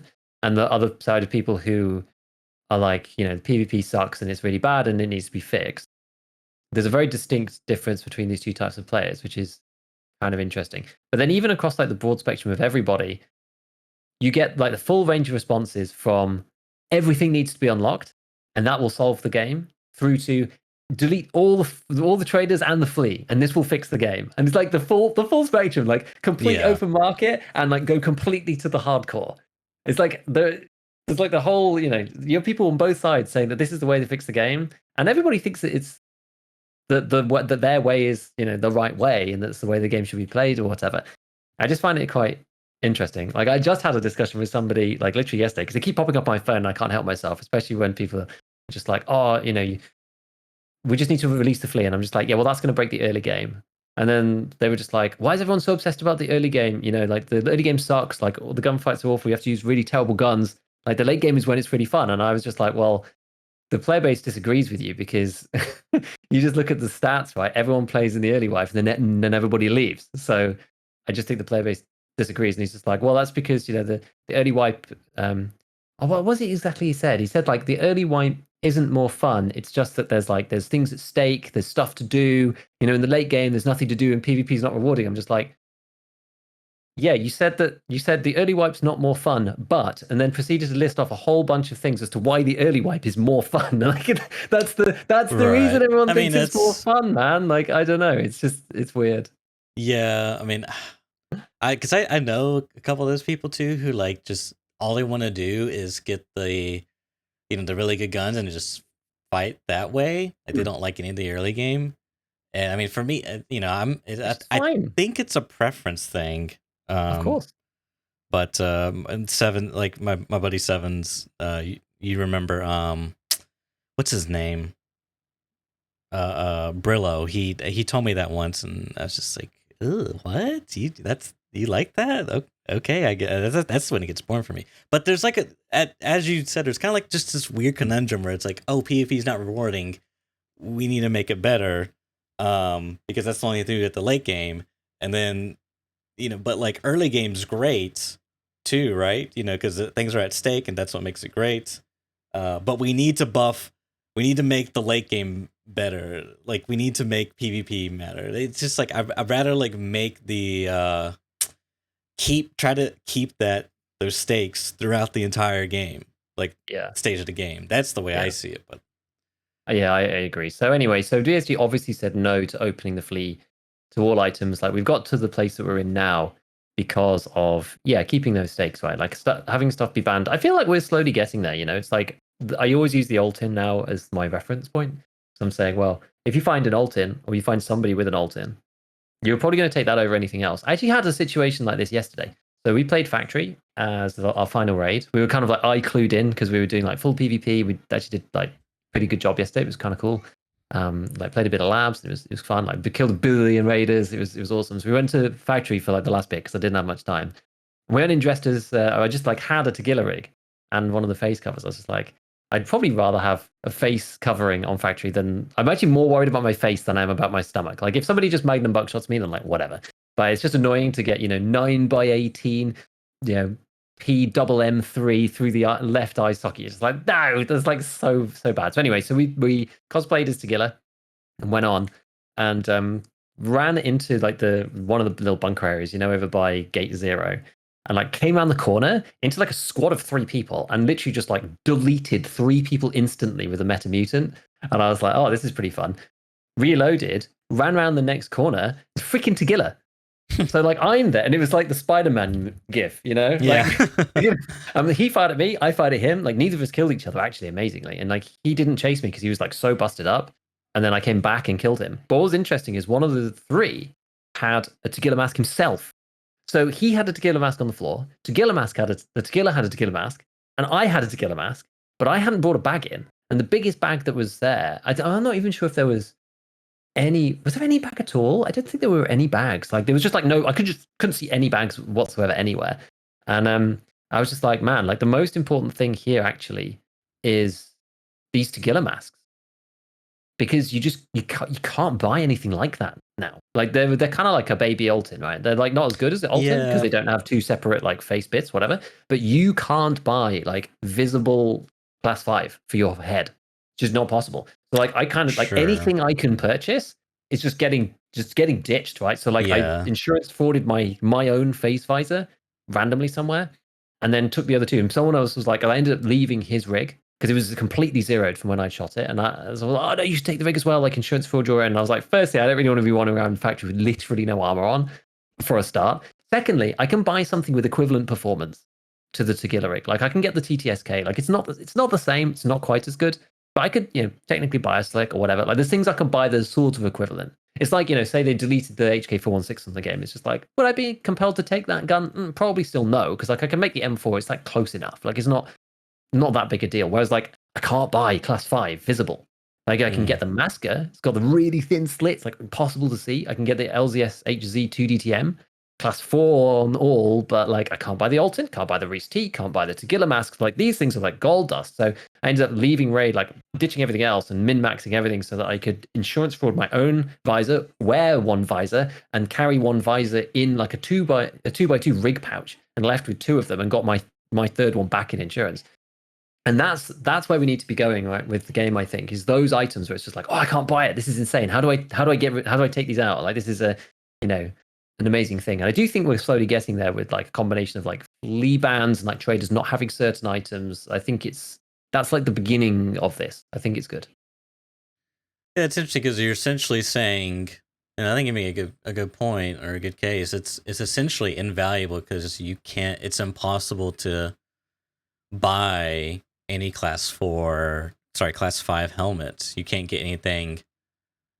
Yeah, it's just impossible. So those items are effectively invaluable, right? Like there's just no real price you could put it at. I guess you could put it at the price that you can sell it to the vendor for, but yeah, that's interesting because then it's sort of like it's but that's like hard because if you make like you can't make everything invaluable.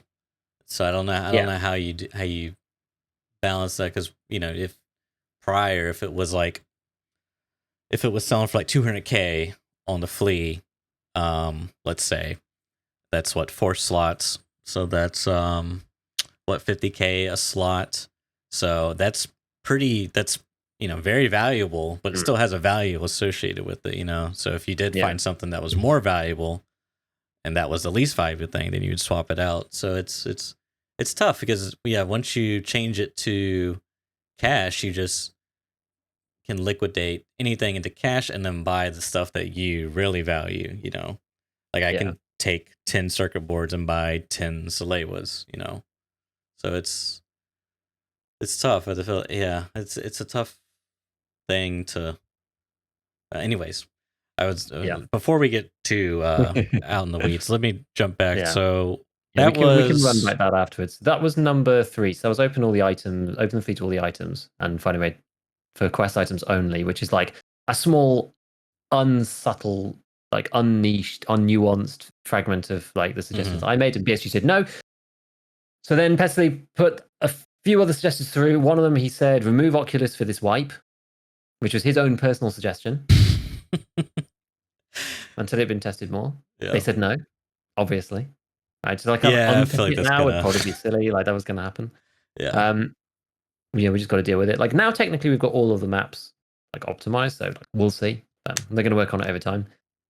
The 5th one was interesting. He said he thinks that VSG should consolidate each map into one time only and have the maps staggered so that there's always some maps on day, some maps on night, but that each map should only have one time. And he seemed to be mostly concerned about the player base and what happens if the player or when the player base drops in the game, and also about like I think part of this is because of his like OCE lens, Yeah. because he's coming from the Australia server angle where they get hit hard by like certain limitations or whatever. Like they've got quieter servers. He was talking about another similar thing actually as well, which is point 6, which we may as well just bring into this, which is about increasing the ping limit, because people who are in like South Africa and like himself obviously in Australia, whatever, it's like it's very difficult because of where you are in the world. There's only like one Africa server, there's not many people playing Tarkov. It's not a very popular country for the game, and so apparently the guys in SA can literally play like 10 raids and like not see anybody, that kind of thing. And because of the ping limit, they used to be able to play like Western Europe or Southern Europe at least, but now they can't. And so they're just like stuck on their own servers. So like it's all those 2 points together are kind of concerns about like how many people are actually playing the game, like whether we need to consolidate into one time zone. I don't know. I'm not sure whether it's necessary right now, but like again, I sit in EU West, so it's hard for me to say that, right, when like there's always people playing and stuff. So I don't know. Like maybe we defer to what he thinks for to the global good. I don't know how I feel about having to be like choose a map because I don't want to play night. I'm not sure, because it's interesting. The way he described it to me, my interpretation was like, I mean, and he's not wrong. It makes sense, right? If you have one time, like let's say you remove the second time for all the maps, right? Then you have one time. Well, you just like double the amount of players that can queue together, Whereas now you split them. Theoretically, they have 2 choices. So like theoretically, you split it 50-50. I mean, it's not really like that, but so I mean that in itself is interesting to sort of like facilitate having faster queue times, more people matchmaking, But like for me, the more interesting thing is the gameplay implications, because you don't, like I think what he was saying is maybe they could stagger it at first to sort of like slowly, it's like boiling the frog concept. It's like we're gonna stagger it where Shoreline's 12, customs is 1600, woods is like 2400 or whatever, But for me, it'd be more interesting if it was like the whole world was like congruent to reality, or it's like it's dusk here, it's dusk everywhere else on this side of the planet. You know what I mean? Like, because that would mean you would have to, it's like you would be forced to do the thing, and potentially it kind of like it's like taking those steps to open world. It's like, oh, I need to like have a solution for when it's gonna turn night. So that's like on my mind. It's like I need to go find a flashlight, or I need to go find NVGs, or whatever. That sort of idea. Yeah, I'm not sure how I would. Like for me personally, I really don't like playing night. Yeah, I just think it sucks, and that's just my personal it's not preference. ideal. And if I was just like forced to play night, you have another third option, which is to not play. And True. I feel like I may end up taking that option more often than not, because I just don't really enjoy it very much.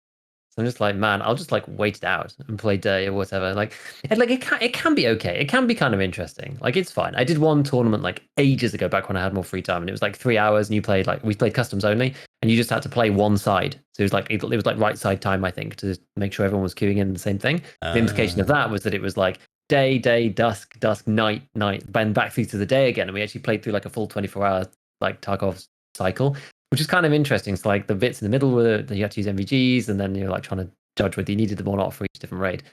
It was kind of okay. Like I could probably, let's put it this way, I could probably get used to it. I'm spoiled right now, just able to Tuesday every time. But for me, I just don't like the fact that you can't really see at night very well without using the MVGs. And then when you've got them on, it's just like you look away from the game and everything's just like green. And it's like, I don't know. It's okay, but I prefer to play in the day. I just prefer the way it looks. I like the brightness of it, and I like the gameplay more, like looking for people, rather than being just like jump scared in the dark by randos. It's just not my style. Yeah, no, I think there's probably a very small percentage that like playing at night, but I think this the point of night is not. It is to be a con, you know what I mean? It's like it is to be more restrictive, more penalizing. You know, it's like I don't like being starving. It's like yes, most people probably don't like being starving, but you have that system in, so that way you have to like manage that, you know. So there is that. It's something they could lean into, but I definitely like. I feel like it'd be nice if you could see, because DayZ, actually you played DayZ recently. You have like a little bit of light around you. It's I don't want to describe it, but it I mean it's kind of true in not in pitch black situations, but it's kind of true in real life, right? Your eyes sort of like adapt to the darkness. I mean they could maybe do some things. Anyways, it's an interesting idea for gameplay reasons. Is my take on it. Okay. So yeah, ping limit thing right. he was talking about, and then Pestily was saying dog tag value up to 1k per player, and not for teammates. So we've got the second section in. So teammates now dog tags don't do anything. We talked about that before. But increasing the dog tag value to 1k per player, I think that's a triple. Does he mean like the level of the player? Or Yeah, does he mean like if you killed 3 players, you get an additional 3k for every dog tag you took out? I don't think so. I think it just said like dog tag value for like 1k per level per player. Okay. I think was the idea. Because right now, each level is multiplied by 378. So dog tags would be about 3 times the value. Yeah. So a level 50, so level 50 would now be 50k. Right now it's only 17,000 or something. I mean which would be kind of cool. Good. That's pretty good. I killed a level 70 the other day. I feel like I deserve 70,000 rubles. Yeah. Rather than whatever it is now. In the current Takarov ecosphere, that's not a lot. I mean, it's a lot, but the only thing you got to be a little bit eerie of is the you might indirectly buff dog tag cases or sick cases, and people go around, killing players, and then they have a bunch of tags in there that it could be potentially very valuable. I think that's okay. I don't think being anything game breaking necessarily. And like freaking knight with all the tags on there. I'm just like proper bounty hunter playstyle. I think that's fine. Like in the context of what we were talking about before about like PvP not really having much incentive, like it would certainly help. Yeah, I mean, I think they should buff it, or just what's gonna be. Like they got to be careful, right? That's all I'm saying. Because like in extreme case, if they buffed it to like 10k per level, you killed a level 70 player, you have like 700k in your dog tag case in your container. It's like that's a lot of rubles for that's secured for killing one guy. You know what I mean? Yeah, well, you thinking about like it has to be defined in raid or something to have the value. I'm just whatever they do is what they do for the sleep. I'm just saying there's a little bit of a worry for me that the meta will be you bring in a dog tag case or a sick case because dog tags are super valuable and you can instantly guarantee that money once you kill them and put it into your container. Yeah, you know what I mean it's even without that, like I moved over to the sick case anyway to get dog tags because I couldn't fit them all in my secure already. So I already moved from dogs to sick to grab those because they're useful for barters, and I just like collecting them. Actually, it's a lot of people don't even sell them, honestly, which is quite funny. People just tend to hoard, like I hoard them for some reason. I should probably sell them all, but it's like sometimes they're useful for stuff, and they use them like sometimes they're good end of wipe, and kind of like neat to have like No, it's just like trophies in some ways. I use them for quest turn-ins typically. I'll just hoard them all. I don't Yeah. really pay attention to levels, and then Yeah, I tend to turn hold them them in. all, and then maybe I use them for RSSs later. I don't know. Yeah. Anyway, so that was that one, which I think is interesting, and I agree. Increased XP for player kills. Yeah, I mean, sounds good to me. And then increased XP for boss kills. Now, apparently that one is already in. I didn't realize this. People were getting like nutty amounts of XP for stuff. There was actually some chat in my Discord actually of one of the guys who was sad who like ran into the goons, and I think like probably can't find it off the top of my. Oh yeah, there we go. 22,300 XP for survive on customs, because well, I think it was customs. Actually, maybe not. I think it was customs. And that, yeah, because he killed all 3 of the goons. And then I played when my labs raid that I played the other day. I did kill like 12 raiders or something in one player, and I came up with like 12k, which was pretty cool. So I think that's fine to have like bosses and players give more XP, because like it's pretty stingy, you know. Like it's what I've talked about a little bit about, like the only meta way to getting XP is questing, because it gives you so much, you know. Like for quests you get 20,000 XP. Like trying to replicate that in raid is really hard. You know, I'd have to do 2 of those sick labs raids that I did the other day, which is really few and far between. And most raids net you somewhere between 2 and 4,000 XP. So you have to do like 5 raids to get like the same amount as like a good quest. It's interesting. So I think that's okay, personally. Yeah. Number 10, bring back events. Well, they've started to do that, so that's fine. And then apparently this one's already come in too. The queue time used to be 5 seconds back in the day. They increased it to 20 because of players spawning in late, and it was giving people a time to join that 20-second queue timer before it ends. So like, you know, you join it, it's 13 seconds or whatever. It's like allows people to join in before the raid started. But now they've got everybody loading in before. There was no need for it. So that they wanted that changed to 5. I think they changed it to 10.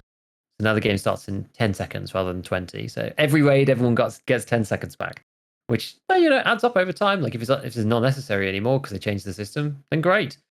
So that was basically what Pesty's ones were. It's kind of like a, you know, sort of mishmash list of like different things. Some stuff that's in, some stuff that's not, some stuff that he suggested that they did do, some stuff that people have suggested that they haven't done. It's interesting. Yeah, I mean, overall, except for the fountain raid suggestions, very like, you know, dressings changing. You know what I mean? Like instead of like fundamentally changing the salad, or just like changing honey mustard versus ranch dressing, vinaigrette. So, yeah, which is fine. You're painting the house different colors. You're not rearranging the inside. Yeah, I mean, that's what I mean. That's kind of the interesting argument about everyone's ideas on how to fix Tarkov. Is a lot of these are fundamental changes in some way. Yeah. Which is like, I think is a really fun, you know, because it's not just like you're changing one little thing here. You know, it's like you just it's like a new game almost, and that can be really fun to you know, to craft some of that stuff. And it, you know, you may think, oh, I cracked the code, you know what I mean? It's yeah, it'd be cool if we could all, if be it, you know, Tarkov could just try all of our ideas one by one. It'd be neat. It'd be fun. Yeah, there was actually, like, just before we move on to the next part, there's like a new kind of, I don't want to say copy pasta, but like ideas get out into kind of like the streamer sphere. Yeah. And then people think like, damn, that's a good idea. So like a bunch of people have been playing DayZ right now. And off the back of that, a couple of people have been saying like, can you imagine if Tarkov had custom servers? You know, like modded servers or whatever, where like you could like community servers which are administered by the community, whatever. So you basically have like the pros and obviously the cons that come with having a server-based model. Like there are cons to it. Somebody administers that server, and people get into disputes about getting banned unfairly or all this kind of stuff. Plus, like you fracture the player base across like multiple different instances of the game, which is kind of one of the issues with the sort of DayZ Rust model, I guess. You know, DayZ's like notorious for this. We talked about this last time. It's just like all different mods on all different ones. It's like if you can't get into your server because it's full, then like, well, you're just out of luck. Like it's just there's issues that come along with having that model, rather than the Tarkov, the purity of everybody just plays like main branch Tarkov and that's it. Like everyone's in one game. So there are advantages, but yeah, the ability to trial, like you basically get the advantages of the trials of SPT into a game mode where people could like play together. I think that's what people are seeing kind of as maybe the positive, right? It's like there was this is another completely random one, but there was I can't remember the channel name now. Tarkin, I think it is Tarkin on YouTube. Oh yeah, I think I've seen this. Yeah, and it was like how variable optics really should work, and they have like the voodoo, and they just have got the variable scroll, and the little lever just goes like this, and there's like the variable zoom. Like you've seen like random videos of this pop up every now and then where people either Photoshop something or like they mod it in SPT and then like put a video out about some system or mechanic. Like so there was a quality of life one which is crazy, which had like group drop dragging of items and like all sorts of stuff. Everyone was like, whoa, mind blown. So that was the latest one of those. I mean, I just stand by my previous comments about it, that I think that they're missing a trick by not letting that community in at all. I think there are ways that you can direct the efforts of people who are willing to help in a way that will overall assist the development process, even if they're a bit scared about it and they don't want to lose control or whatever. Like I understand that there's concerns, but I think there's ways to get people to help, especially with things that they've clearly struggled with implementing, things like the scope rework and all of this stuff, right? They've had problems getting that to function correctly, and I'm sure there's things that people could do to help them out. So there's a middle ground, I think. But anyway, they're probably not going to do that. I'm not sure how I ended up tangenting onto that. Oh yes, because of the community service thing. That was why. Community service. So that's been repeated a couple of times around the community now. I've seen like it pop up in a few places. People being like, community service is going to be great. Like there's absolutely no chance that they're ever going to do that. I don't think. Highly unlikely. Opinion. Yeah. Given what they said last time, right? Like we're going to start like going after people like who. Right. There's just like no way. There's no way, man. Like, but I do agree that it would help iterate on the beta testing in the purest sense, in a more, I don't know, just a better way, right? Rather than like having everything go through ETS, let's say, if it even does, and if it even does in a way that's constructive, and then go to the base game and then have the feedback. Like to have 100 different people running 100 different modded versions of EFT, I mean, it's more chaotic for sure. Yeah, for sure.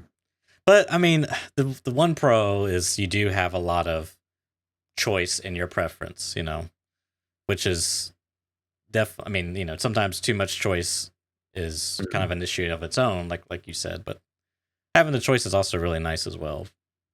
Yeah, so it's like on DayZ, right? You can pick like vanilla server or vanilla plus, or you can pick one with like super PvP orientated. You can pick one with traders. You can pick like all these different things. Some of them like don't even have stamina. Like people just like removed stamina completely, so you can just run forever. And it's like, well, the game is a very big running game, so I can kind of understand that. But I just don't think that's ever going to happen, even though I can see benefits that would happen from that, from a testing perspective. But these people are talking about it literally from like we want to play the game in a different way and we're going to mod it ourselves and play a different version, right? Which is, I don't think that's going to happen. So we're not going to get the benefits from it. And that's just that. All right, let's move on to the next video. Yeah. Yes. The next one is Jesse Kazam did a video. I don't remember the title. Unless you got it here, I'll pull it up. I think it was PvP is broken or something. Yeah, something. He opened the video with like PvP is broken, but it doesn't have to be, which is the opening line of the video. But I can't remember if that was the actual name. That is the title as well. It is the name. Okay, good memory. And Jesse's video is actually kind of interesting because it's split into two sections. The mechanics of PvP at the beginning, well, I say at the beginning, but it is like most of the video is the mechanics of PvP. And then the end is like the incentives to PvP. So most of it is not about like the systems of PvP and how they relate to the rest of the game. That's kind of just a bit in the latter part. The first section, the mechanics of PvP, is all about a lot of stuff that we've kind of talked about before. So I guess it'll be relatively quick to skim through. But the points that he was making was about aim punch. About how it just makes it feel like a lot of the points that he's making are about feeling out of control in fights, winning fights that you should lose, and losing fights that you should win, and players not feeling empowered to be in control of the engagements and trust their skills or instincts or whatever. And like the aim punch thing, it's just like, well, both players just have all this blur, no one can see each other, and then one person dies, kind of thing. Yeah. He thought they should remove it a lot or reduce it a lot on the aim punch side. My take, personally, on it would be like to tone down the blur a lot. You can probably keep the punch. Like if you get aim punched, you can maybe respond to the punch, but you can't respond to the punch when you can't see. Yeah. And it's the blur that I take most offense to, I think, within the context of that like discussion of feeling in control of PvP and being able to respond. And like, if you're really good, then maybe you can take the aim punch and you can spin it back and you can fight against it and still win the fight and target the guy. But yeah, when it's like just all blurry, it's just a complete crapshoot. Yeah, I mean, I was trying to think of an example because I think the fundamental problem here is player agency. You just feel like you have no say in the matter. Like there isn't really a good counterplay. It's just you just kind of hope for the best and shoot because it's so blurry. It's very extreme aim punch. I was thinking I wish I had a 40 series card because I could do like a 240 FPS recording native and then watch it back in slow motion, and then like a 60 frame playthrough because I'd be curious how.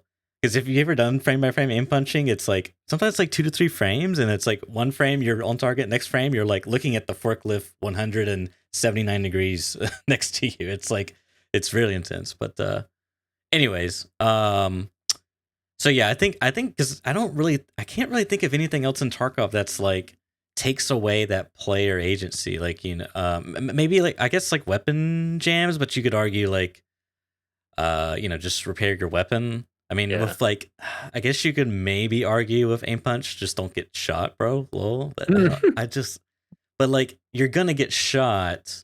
I would say those are probably the two things because like you're gonna shoot your gun, you're gonna get shot, so you just kind of, you feel like you don't have a say in the matter, right? Whereas like a scav like yelling at me, shooting at me, I feel like I have some say in the matter. Like I chose to walk there. Yeah. You know what I mean? It's like it's intentional. So I think that's the issue. And I looked up because Jesse suggested like they need to be like heavily reduced or like he would be okay with it being removed. I think he said something along those lines. And I looked it up. Some aim punch in other games, CS:GO, Valorant, and Apex. I think were like the main ones I looked up.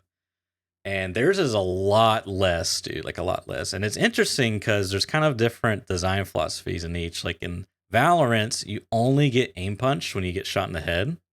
Doesn't matter if you're wearing armor or not. And it's very little. It's just like, I don't even know. Like, I don't know, maybe like a quarter of an inch. I don't know. A couple centimeters. I really don't. It's very, very minimal. And in CS:GO, if you get shot in the body or it's like the upper torso, you get aim punched. In the head, you get severely aim punched. Like it's very drastic. And if you're wearing body armor, it's reduced by 95%. Wow. So it's like extreme, but it's still enough just to like in the head, because the head is so extreme with no armor. It's still enough to like mess up your crosshair placement or your aim, if you will. Does it actually kick your viewpoint or something? Yes. Or does it it does, okay. It doesn't just like bloom your cursor. No, it's all your reticle. It's just your viewpoint. I'm pretty sure about that. I mean, I can't say for certain, but I'm pretty sure. Yeah, I can't remember. I feel like maybe I've know that. It's one of those things where like you're not looking at it. It's just like hard to tell if you're just playing the game. You're not thinking about it from like a design perspective. It's hard to know. It could be. And then for Apex, similar thing idea is like if you don't have armor, because Apex is a very like resource war of attrition game where like you just both shoot at each other and you both heal yourself using your shields and whatnot. But if your shield gets broken and you get hit with no armor, the aim punch is really noticeable compared to like with armor. It's like pretty minimal. Which makes sense is like because in Apex design, like I said, it's a war of attrition. That guy's armor, you break his armor, it's like you want to take advantage of that and try to kill him, and he's at a disadvantage because he's getting more aim punch applied to him. So I think for me, aim punch in general is probably a good mechanic. You could go the like Quake. I looked up Quake and it doesn't have aim punch, but it's a very fundamentally different game, right? It's like Quake's a lot more.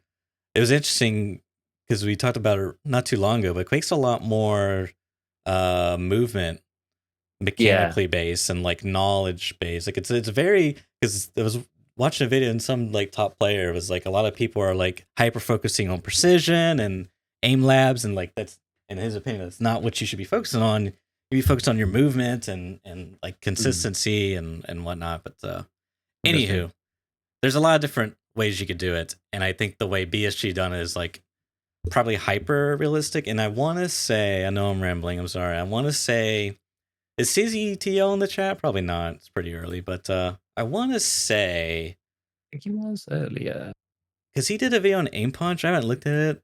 Yeah, he was earlier Recently, and I want to, because I want to say if you get shot with armor, you get aim punch, but it's not as bad. But like it has to absorb it, like it has to block the bullet. But I'm not sure if that's fact or not. But I'd have to ask, because I remember talking to him about it some time ago. So, anyways, I think they could maybe do something similar where it's like, I'm not sure about the blur thing. I'm leaning towards just remove it, but maybe they could lessen everything and then have it where I don't know, because like part of me would say like upper torso, you just, the aim punch is minimal. Like headshot, like fine, you should just get like Giga aim punch. Like I think that's fine, but like because your arms are hitboxes and they're always like in the way, it means like, and you're practically never wearing body armor. So like, you know, I don't know. It's a tough one, but overall, I would say we need to make it a little feel better for the player, I think is the solution. Yeah, I think so. It also, it does depend kind of where you stand from a design philosophy wise. Like, right, the more aim punch there is, the more you swing the advantage to the guy who sees and shoots first. So it's like an aggressor slash hold angle kind of campy kind of mentality where like you get an advantage there for like surprising somebody. So it's like it's also, it's not necessarily like good, bad, better, worse. Sure. Strictly speaking, like there's also that angle to it as well. But then the problem that we're talking about is, yeah, fine, that's okay in like a one-sided scenario, and that's their design philosophy. Sure, they want to give the player the advantage to surprise the other player. But then you have those situations where both players see each other and they're both shooting, and then it just becomes like the more aim punch you add, the more random that event ends up being when you're both there. No one's surprised. Everyone's shooting. Everyone's got aim punch. Everyone's blurred. It just is bad, right? That's just worse for everyone. And makes it more random. Like I guess it favors, whether it favors a lower skill player, probably, because it makes the fight more random. You're more likely to, it brings the outcome from like 80-20 to maybe like 70-30 or whatever. Like the highest skill player is still going to aim probably more likely in the right area. But if it's just like if it's more random between the two of you, they're more likely to hit a headshot just randomly than you are to like be able to aim your shots within the blur, something along those lines. But it still feels kind of bad for everyone. So yeah, the blur for me is the worst part.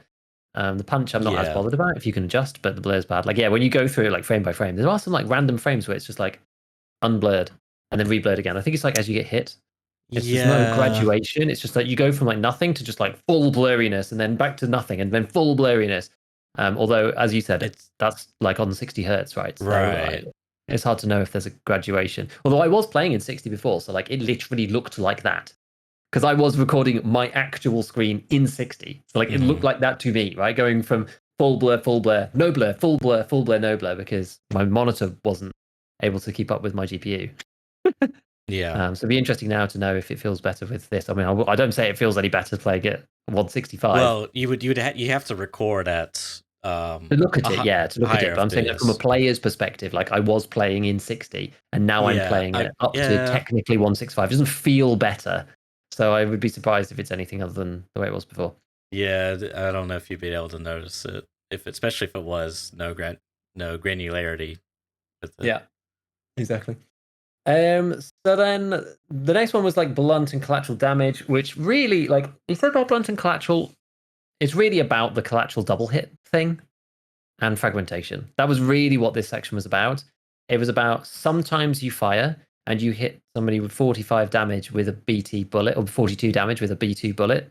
Sometimes you shoot someone with BT for 42 damage. It goes through the arm. It goes out the other side. It goes back into the same arm again for another 42 damage, but that fragmented. And he actually said in there the 1.5 times thing because he's I don't think he's necessarily been keeping up with like the minutiae of like me and CZTL and all the other guys just going completely nuts. So, but I don't know what BT's multiplier is, but it's almost every bullet is higher than 1.5 now for some inexplicable reason. So what's the multiplier? Well, it's not a 1.5 for fragmentation anymore. It's not something else.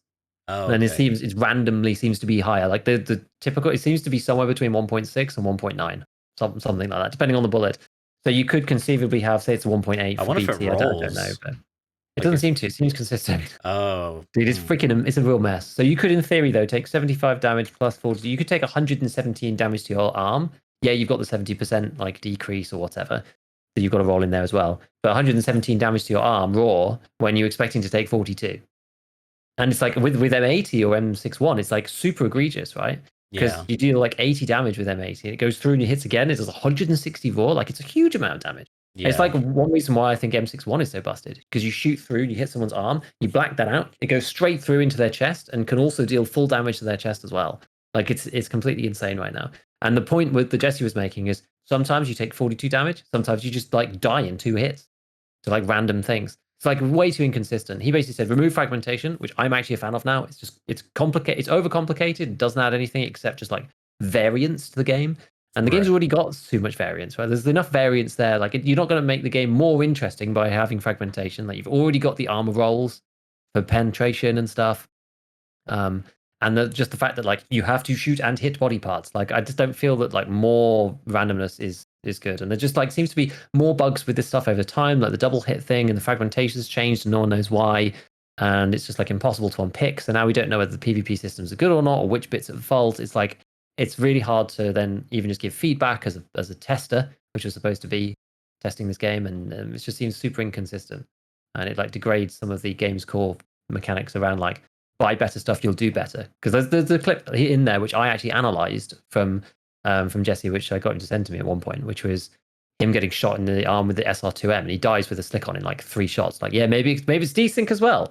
But with all of this, with all the systems, you just can't tell. Like he literally turns the corner with a slick, and he gets shot like 3 times in the arm, and I think he gets shot like 2 or 3 times, and then in the end screen, it's just like collat 4, and he's just like he got insta killed in like the left arm with an SR2M. With PE bullets or something, or PS or whatever. Like it's just, yeah, I don't know. It just undermines like why you grind, why you play to get better stuff. If you just sometimes you die in 8 bullets and sometimes you die in 2, it's like, well, it's random. And, yeah, I mean, kind of would it be better if the ranges were, if the gaps are closed? Like, what if it was like 7 and 6? Would that be better? Yeah, I think so. And it's all, but it should be dependent upon like where you hit. You know, headshot. Yeah, fine. That's great. Now, right? Kind of, but like you can hit the arm and not get the double pen bug thing. So it depends on where you shoot on the arm. You see what I mean? It's like it's really inconsistent. And sometimes you get a frag, sometimes you don't. Sometimes you might get a frag on both, I think.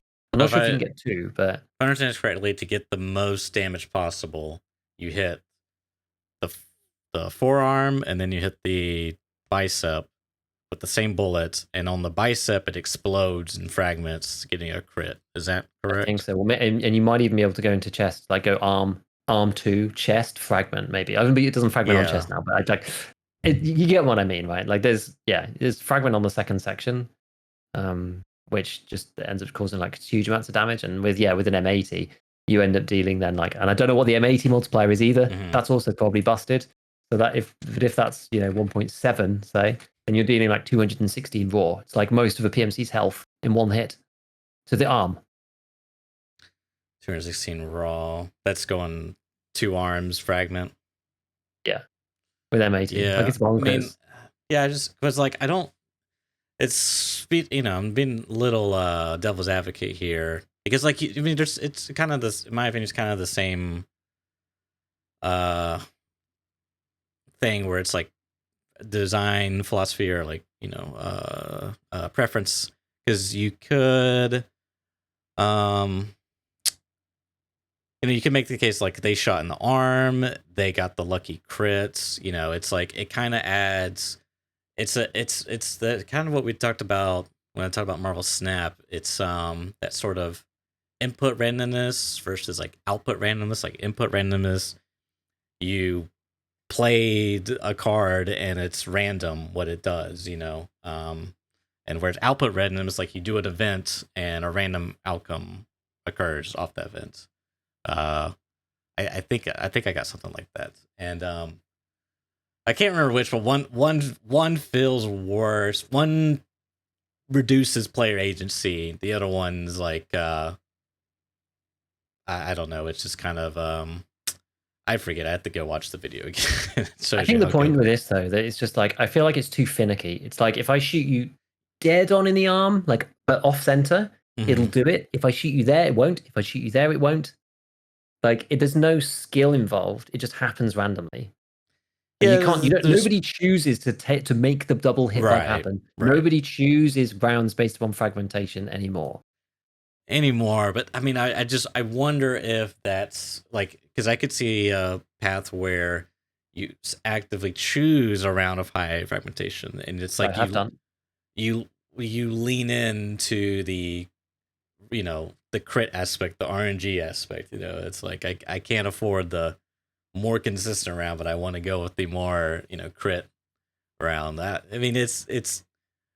But I think maybe the problem here is the range is too wide. The gaps are too big. Like you could take 40 damage, or you could take 140 damage.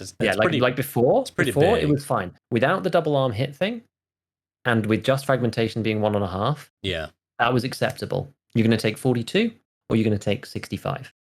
Like that's okay. But now you can take 42, or 142 is too much, or like M80 is like 80, or like some stupid number. Whereas before it would be like 80 or 120. That's all right. And then sometimes there's a break point there where you'd shoot someone in the chest and you'd get the fragment and you'd kill them like 1 in 5. Yeah. With like with like LPS or T46. Like okay, you choose the lower round, but it's got the higher fragment if they've got class 4, and you might want out them. That won't happen with the good bullet. Like there's a thing there. That's kind of okay. It feels better. But I feel like the old system, the way that the technical player base understood the old system, it actually worked and felt fine. But something happened to fragmentation, and then something happened to collateral damage on limbs. Now it feels crap because the range is too wide. It's just two variables. Now it feels like no matter what armor you're wearing, sometimes you just die to the arm. Yeah. Yeah, definitely doesn't. Yeah, I can see how that now feels good. Yeah. Yeah. So the other stuff, I'll probably have to whiz through these ones. The other stuff was about pre-painting, about why pre-painting is stupid, which I agree, and about why adrenaline system instead would be good, which is arguable. About how you get shot and you have like your stamina gets partly refilled and you have 3 seconds of like painkiller, I guess, and like a bit more stamina so you can like run to cover, and then you have to apply an actual painkiller afterwards. Applying painkiller before does nothing. The only issue I actually commented on this video, and I said like the issue that I've always liked that idea, but I've never been able to really square the circle of stopping teams from shooting each other, getting pain, and then applying Golden Star prematurely to then get the effect for a future fight. To be able to cheese the mechanic to pre-pain. You know what I mean? Because if you're saying you can only Golden Star, well, you can Golden Star before randomly, but it won't do anything unless you have a pain active. Oh, I missed that detail. Okay. So the way that it would then work if with a duo is you shoot somebody in the leg, they get the pain effect. They then use the Golden Star and fix the fracture or whatever. Like you try not to black out their limb, but then you're both pre-pained. Right, you have the ability to pre-pain yourselves between the two of you. Now, I did have an idea finally to fix this, which was that but it's not immersive, right? It's like I don't know. It's sort of like some of these things they're like they're gameplay fixes, but they don't necessarily. Right. Like, they're not necessarily like unrealistic. Like it is unrealistic, but like it's unrealistic anyway. So who cares? But like it doesn't necessarily make sense. But hear me out. Maybe then each pain effect is like its own. It's like a bleed. So you bandage up a bleed, and then you get another one. You have to bandage that bleed up, right? So it's like each pain would be its own effect. So you have to use a painkiller each time. You get a new piece of pain, right? So your teammate shoots you, you use the painkiller, but then the next time you get shot and it inflicts pain again, you then you get adrenaline a second time, and then you have to reapply a painkiller again on that pain. Right? Each pain is its own like separate instance. That's the only way that I've been able to make it work. Otherwise, you can cheese it with squads and pre-pain yourself. I just can't see how it would. And it's easy. It would be easy to do, which is the issue. It'd be easy to cheese. Solos would just have to suffer and just get And it would just be a stupid mechanic. Everyone having to go into raid and shoot each other in the leg, and everyone pre-paints. Like, it's just so dumb, right? It's the worst outcome. So you have to fix that somehow, which I think this might do, but I don't know if it would feel good. I'm not sure. I would say I played Tarkov SP, and there's an adrenaline mod in there, which works exactly like you get shot, and then it applies. It might be like a couple seconds. It applies painkillers for like I don't know, a couple seconds as well, and it feels really good because then you don't have to like pre-paint. But as you're saying, people may always want to pre-paint, which could make sense. But I playing that plus the realism mod that kind of like cranks everything up to 11. There's like a million debuffs associated with everything you do. It's like, oh, you want to hit your arm? Sorry, you got an infectious virus now for using that bandage. It's just like it cranks everything up to 9. So you're kind of disincentivized to. I think that could be another, instead of like doing this like pain can only pre-paint when in pain mechanic. Do the adrenaline thing, because I think that makes sense and works. And then also just make using painkillers punishing. Like it's something like you don't want to do. Like I don't want to take Oxycontin unless I have to, doctor. It's kind of the philosophy. Yeah, that'd be the way. And addiction maybe will do that. So we'll see. The other couple of ones were inertia, which is basically like we're talking about taking player agency away. His point mainly was on the acceleration. If you're heavy, it feels fine, but decelerating feels really bad when you take your finger off the key. And I guess the point of that, the fundamental point is you hold down W and your character then speeds up.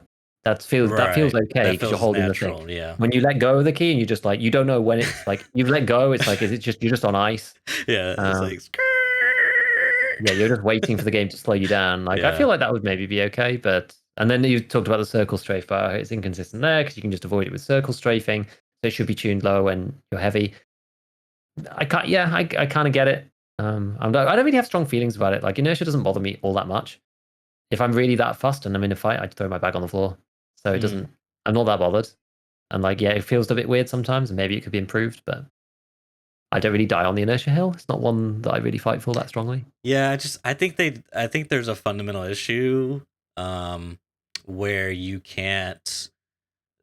I think the circle strafe is an exploit of the system because the system is built on 2 axes. I'm not positive, but that's how it feels. Yeah, and I think the issue is like in other games, like in Counter-Strike Source, you could or CS:GO even, you can let go of W, and then you'll still like ice skatey, but then you can hold S to like, have that negative force applied to it, and if you hold it too long, then you're going to start moving backwards, which is not what you want to do. So it's like this, I think that way you have that same feeling when you hold W, even though you're not really, each increment of you holding the W is not more horsepower. It's all the same 100%, but you feel that build up, and then you could also have the same effect when you hit S to slow down. So you feel that deceleration in your head. Does that certainly like not happen at the moment in EFT? Does it make any difference? I've never tested it. It doesn't. It doesn't do anything. Okay. I'm pretty paused. Like you have to reach a neutral point, and then it will start doing it there. Yes, that's true. Yeah. Yes, you're right about that. Yeah. And then the last bit was just about recall. He didn't say anything specific, but just that it's all getting completely redesigned because at the minute it feels weird. We've talked at length about recall, right? Yeah. So we'll see what PSG wants to do with that. Like the only final part of the video, just before we kind of like finish up, I guess, is it was this incentives for PvP. Like the weight system punishes you for doing well, which we talked about last time based on Landmark's comments, which I think is not necessarily a bad thing because it's putting like extra challenge for trying to go above and beyond in the game, doing the thing that you're supposed to be doing, which is like not necessarily a bad game design. And then also you can avoid the system with like the weight system with money, Mule, Trimadol. Again, like is that necessarily a problem to like spend money? That's a important gameplay loop is the economy of the game, and then you spend money to be able to avoid some of those mechanics. Like I'm not really sure. And then the rest of it was basically just like it's not worth taking the PvP loot. We talked about this to death. It's all about ruble per slot instead. We've talked about this to death. He wants to do another video on this, which I'm interested to see. You can. And the most important point for me about the whole thing was kind of alluding to what I was talking about previously with the Tagilla face shield. And I actually think this is the key. After talking about this and doing the video and reading all the comments and responding to everybody and thinking it through from like multiple different types of players' perspective, like looters, PvP guys, like casuals, like experienced hardcore players who are coming back to the game after playing 3 wipes, but they haven't played for 2 wipes, is this point. You can just buy anything that you find on any player. And that's the thing that kills PvP and makes PvP not feel rewarding, right? Like you never get that feeling of being new and going like, oh, I've never seen this gun, or like, oh, I can't access this gun, this thing's sick. And more of those moments are good. It's like the tequila face thing. I'm just like, I can't buy these. These are invaluable to me. I know I want to use them in the future, and I can't buy them. I think that's the key, and it all links in with this like trader and in-raid loot rebalance, right? If you had more of those moments, so that you've got like, you've played the game for a while, you've got like a bunch of like random class 5s, but you've got like one I don't know, tactec, and you've got a defender 2, and you've got something else, right? You've got this like full selection of different things that you found in raid from different places, and you're choosing which one to use based on which map to go, based on what you've got in your stash. And like the top tier attachments, which you all found in raid, like you've got an RK1 canted, it was only in raid. You've got an SE5 that was only in raid. Like, yeah, you could use something else, like maybe like the shift or something else that's like non-meta that's on the traders. Be like, right, this is going to be the raid where I'm going to like, buff out the gun with like the advanced tube and all the good stuff that I found, rather than just go with something mediocre. I feel like that's the key. It's the ability, it's the fact that you can just buy everything that you find on the other person. You've got some max traders now. And I say everything. It's not always everything, because sometimes you have the ult in or the tequila mask thing. But for me, that I think that's the critical point about a lot of this stuff. I do.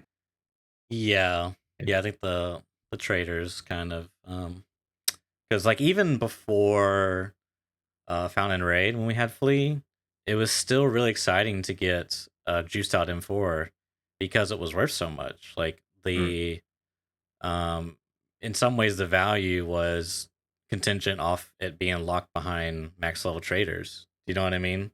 Yeah. I mean, yes, the parts are themselves are really good, but because you can't get this, it's more valuable. Like, and that was kind of the things that I missed. Is like I had the choices to sell that, some of the parts of the M4 on the flea from killing that player, but nonetheless, yeah, I agree. I think the traders.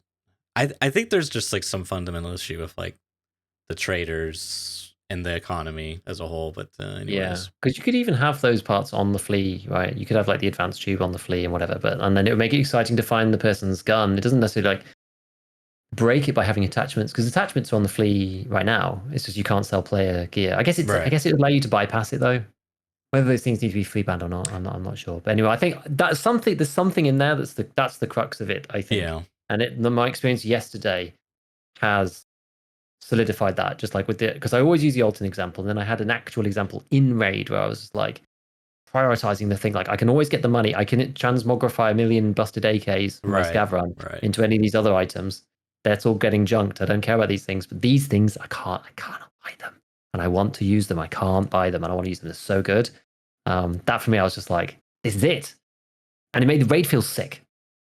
Like whenever I had a raid on factory that felt like that good with a meta mutant, when I've got like tequila rig on and stuff, like I was just like, man, I feel like I want to get out. And I was like, I'm not going to take the second rig because like I'm scared I'm gonna die with these 3 freaking face shields. They're so important. Like I'm not gonna take this other really good thing. I'm that keen to like, get out with the stuff I've got now because they're so invaluable. Anyway, I think that's, for me, I feel like this is the nugget of truth in the center of the whole conversation topic, and we keep dancing around it. And even my video doesn't really touch on it enough. Like in my mind, I was thinking about it at the time, but I sort of was like, this is a separate thing about the traders and the loot rebalance. But I think there's more to it. I think there's more to it there. Yeah, there's definitely. I'm working on a secondary document. It is a. We'll see how far I get through with this one. But it's sort of like me identifying what I think is like the fundamental issues. Like the weight system, for example, when they added it, it like fundamentally changed the game, in my opinion. Right? It did, yeah. Flea market, same as well. So that's kind of what I'm working on is that. So we'll see how far we get. I'd be interested to hear it. Yeah. Interested to hear your outcome. All right, we shall wrap it up here. Thanks everyone for tuning in, and we'll catch you all next week. Ciao for now.